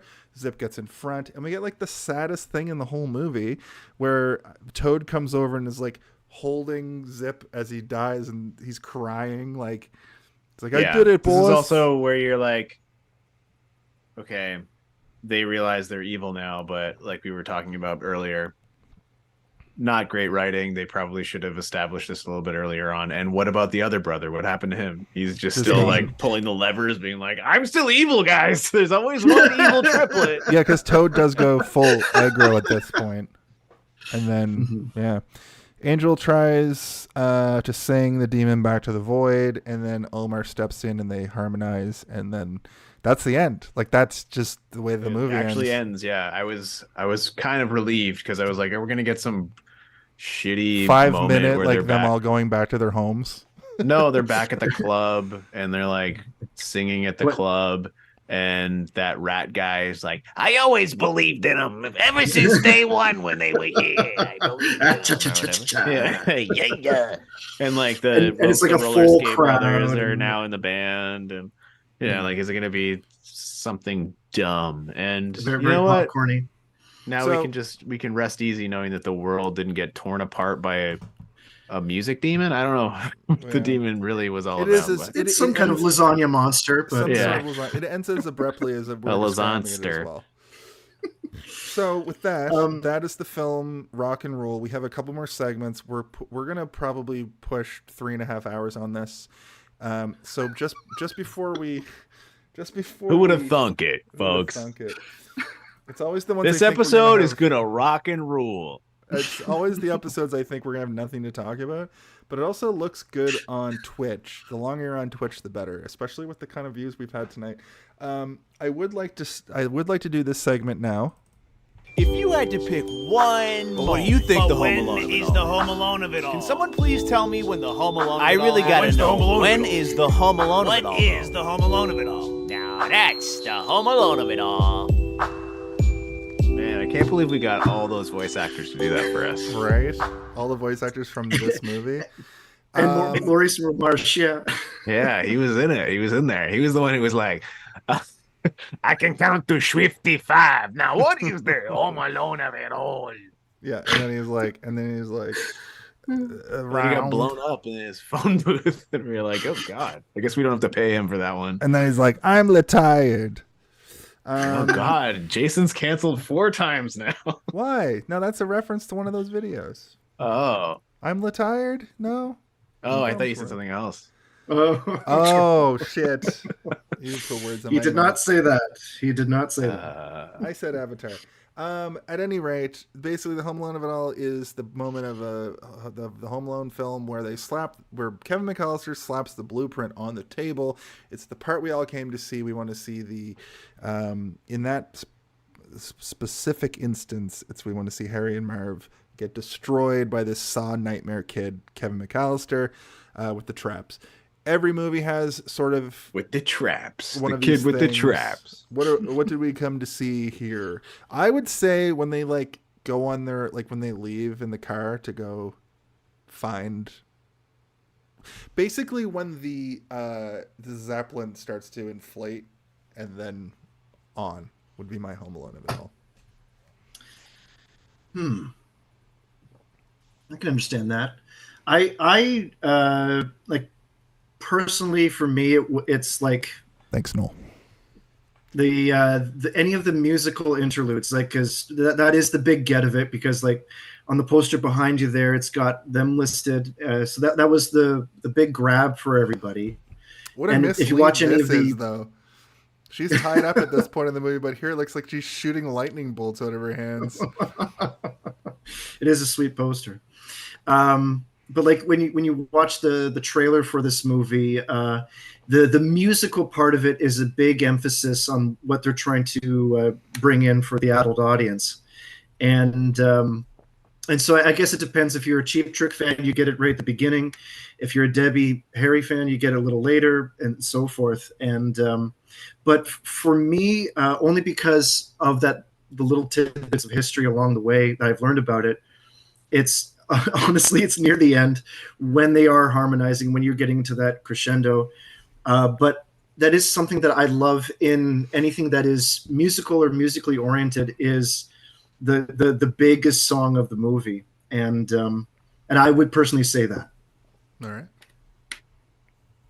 Steve, do you agree or disagree or have your own? Banana Man. Banana Man is the Home Alone of it all. No, I don't know. I don't know what the Banana Man of the Home Alone of it all. If you had to pick one Banana Man, what is the Banana Man of it all? Who is the Banana Man? I think for me, because I didn't watch the trailer, but I did have the imagery in my mind from other things. I think it's probably the moment that I got the most excited and I was like, now the movie's starting, is when Mock shows up with his wine bottle balanced on one finger and his eyes are glowing white. And I was like, whoa, this is cool. I think I'm now into this. But that's actually very fair. If only I had more moments like it is quite early, but I wish that I had more moments like that throughout, because you would think getting to New York would be I almost said Banana Man of it all again.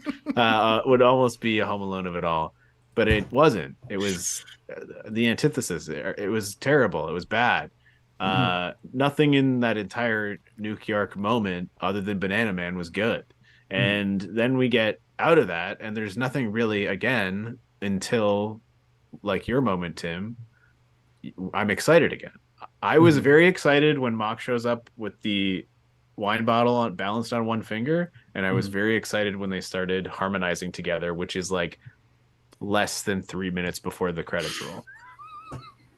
So I don't know, take your pick. It's not a New York minute, it's a Nuke York moment, was my Home Alone of it all for that Home Alone of it all. Right. Awesome. So we have one more segment we have to do before final thoughts. We're going to get through it real quick. Wait, Leon just said new segment. I assume referring to Banana Man, but I'm going to say nuke segment. Nuke segment. Not happening. The Banana Man of it all. The Banana Man of it all. Let's do it. The MPAA, everyone. The MPAA. Supposed to be that. Wow. Here we go. It's time to play Guess the MPAA. Ladies and germs, hello and welcome to the MP. Turn the music down. Remember, we got fucked last time. Yeah, fucking hell, mate. Welcome to the MPAA guessing game, the game that everybody hates. Everybody hates it, and they can't. Especially me, because I have dyslexia, and it's hard for me to remember numbers. Dyslexia is not your friend for this game, but the rules are simple. The MPAA certificate rating is a number that's shown at the end of every movie. It's a 5-digit number. I've made it quite simple for everyone. Because I'm going to give you the first two numbers because they are inconsequential at this point. Because you each get 2 guesses to guess the number. The first 2 guesses are 2, 6. You each get 2 guesses. Tim, please go first, and I'll tell you if you're higher or lower. So what was the first 2 numbers again? Sorry. 2, 6. 2, 6. Okay. Inconsequential. 2, 6, 5, 5, 5. It is higher. Steve. 2, 6, 8, 7, 1. Lower, but not much. Tim. 2, 6, 8, 2, 0. Slightly higher. The 8 is correct. 26848. Those are incorrect answers. The correct answer is 26867. You're both losers on the worst game show in history. That is the MPAA guessing game. The MPAA, everyone. The MPAA. Wow. Wow. How can I show my face in public ever again after losing that game? It's time for our final thoughts. Christ on a cracker. I've made it a tradition around these parts to allow the guest to go first for your final thoughts. So we've covered a lot of ground tonight. But Tim, why don't you give us your final thoughts? And if you want to give us a cool little rating, whether it be out of 5, out of 10, out of a million, maybe that's too high, or just a joke, make it a comic joke up, and give us your final thoughts. Well, first I'll say thank you very, very much for having me on. Actually, it was a year ago around this time that you first had me on for the Mark Twain review. It's true. And it's like... You were our second guest ever. And really appreciate it. It's a lot of fun doing this, and I also really enjoy the show. I do try to spread it around, so I do ask that anyone watching to please share this, because this is... the two of you work real hard and have a lot of fun while you're at it. So I do appreciate it. Thank you very much. And I also thank you both for indulging me with watching this movie, because it is a testing movie for sure. And I was talking with my good friend Derek, who also loves this movie, and he was excited about the idea of doing this review. But I advised him, saying, like, just so you know, not everyone is you and I. This is gonna probably divide a few opinions here, and it's not for everybody. And I said that right now they're guests in our house, and I said there's probably going to be some complaints because it's not a perfect movie, and very valid points the both of you made, and 100% I acknowledge all of them. But I feel though at the same time, part of the discovery of this movie for the two of you also kind of brought you to a very good point, a point that you were more or less already at, Steve, and same for you, Jason, of appreciating where this lives in the ecology of not just movies or animated movies, but Canadian animated movies. And not a success commercially or even necessarily 100% artfully, but to draw in as much as it did as far as talent, and for them to put the effort into it and took a shot at it. And that's the one thing I kind of say to myself, even watching bad movies, that like I kind of say to myself, they made it though. I haven't made a movie and they made this movie. So I have found that in the earned ocean of complaints that you guys have swam through, you still have found the good gems to talk about, and I appreciate that you guys have found that. And so with all that said, my rating, I'll give it rock out of rule, and thank you very much for having me on. Awesome. That sounds like you're leaving a town. I'm going back to my home planet. Bye. I'm leaving the town of Roll. I'm going to rock out of Roll. See you guys later. Hold on. That was too low. This is for you, Tim. There you go.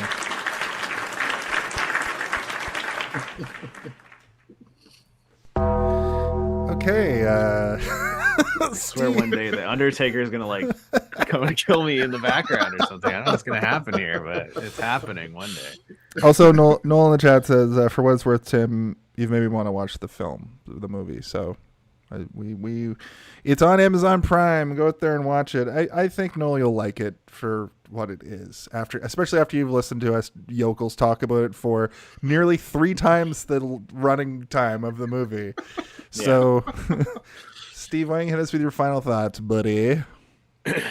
I think that this movie was a bit of a tough pill to swallow in terms of watching it on my own. When I was watching it with someone else, it was a little bit more fun, and we had a good time sort of tearing little chunks of it off as we watched, being like, what?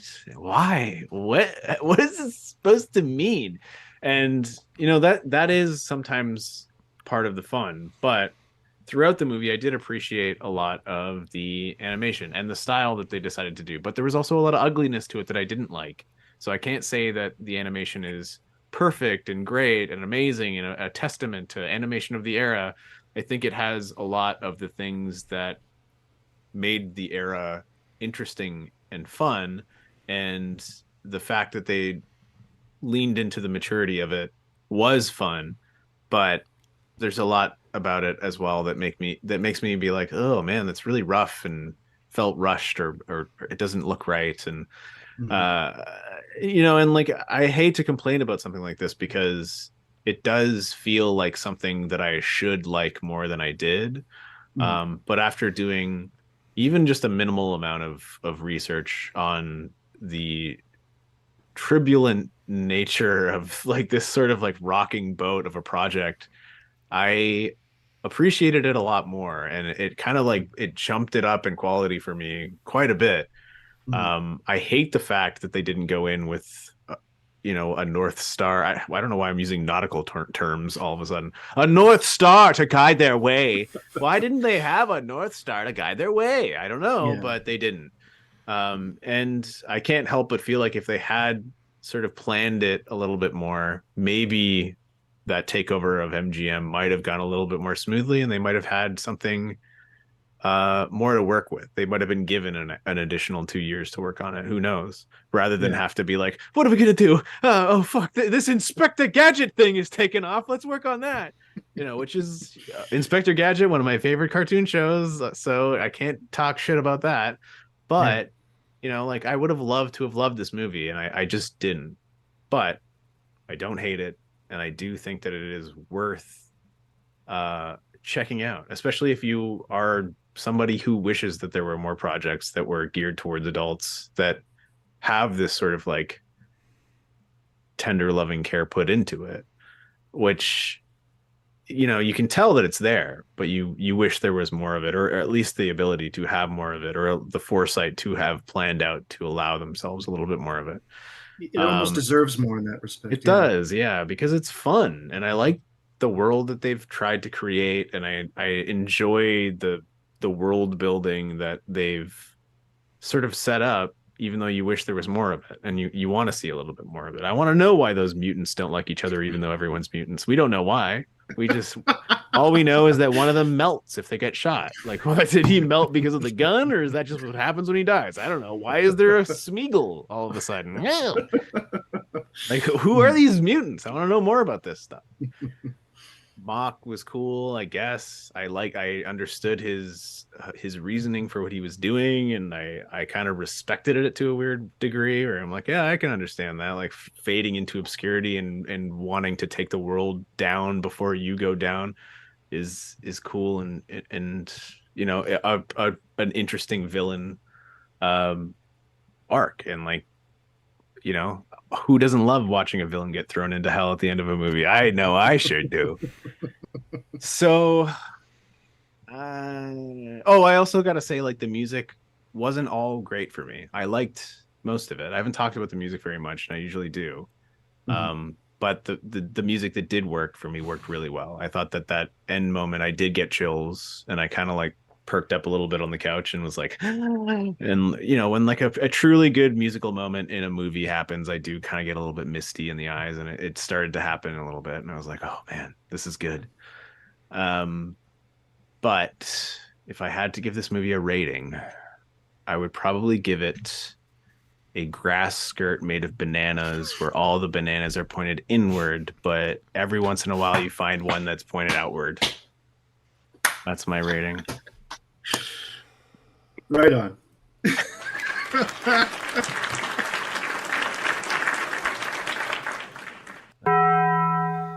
That's good. I appreciate that. I'm going to now read what I wrote immediately upon finishing the movie, and it's not going to line up with the way that I've spoken about this movie throughout this movie. Here we go. I really enjoyed the music and the animation. The rotoscoping was top notch, and I liked the designs. I think my issue is how predictable the story is, and also they left out so much that would have been awesome. I'm looking at you, Carnegie Hall scene. It took me a couple tries to get through it all the way because for some reason, it made my eyes heavy, which I talked about a little bit. Could have been that I'm tired this week. Maybe I should give it another chance later. I don't think I will. Maybe I will. Who knows? If the three of us watch this together in person after talking about it, I think it would be fucking great. I didn't think... Okay, so what I did for my rating is I didn't want to give this a 2 out of 5 because I think it's better than a 2 out of 5. Since the animation rotoscope and the those not digital effects but those like projected cell effects are so good. So what I did is I took 2 out of 5 and 5 out of 5, and I divided 2 by 5 and 5 by 5, right? And then I took the average of those two, so it was like 0.4 and 5. So I got a 2.7 out of 5, which I think is a pretty fair rating for this, based on how I usually rate movies. So 2.7 out of 5 is my final rating, but I'm going to round it to 3. And my final rating... I just wrote all this math down and it doesn't make any fucking sense to me. And my final rating for this movie is running face first into Cindy's ass with your nose. With your nose? Not quite bad. With your nose? Not quite bad, kind of into it. And that, as they say, is that. This has been another fucking episode of this goddamn show. Dribble in the chat's gonna check out this movie. I guess this is the end. So for Mick Greenwood and Matt Bottom Collins, I'm Al Martin. And Mick Greenwood, would you ask the question that's on every single person in the universe's mind? Hey, did you see this one?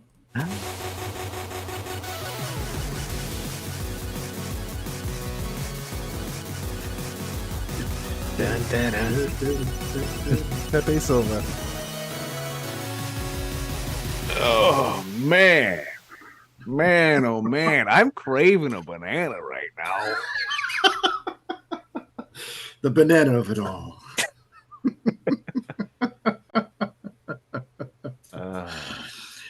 Can you believe that my goal walking into this was, let's see if I can get this under 2 hours?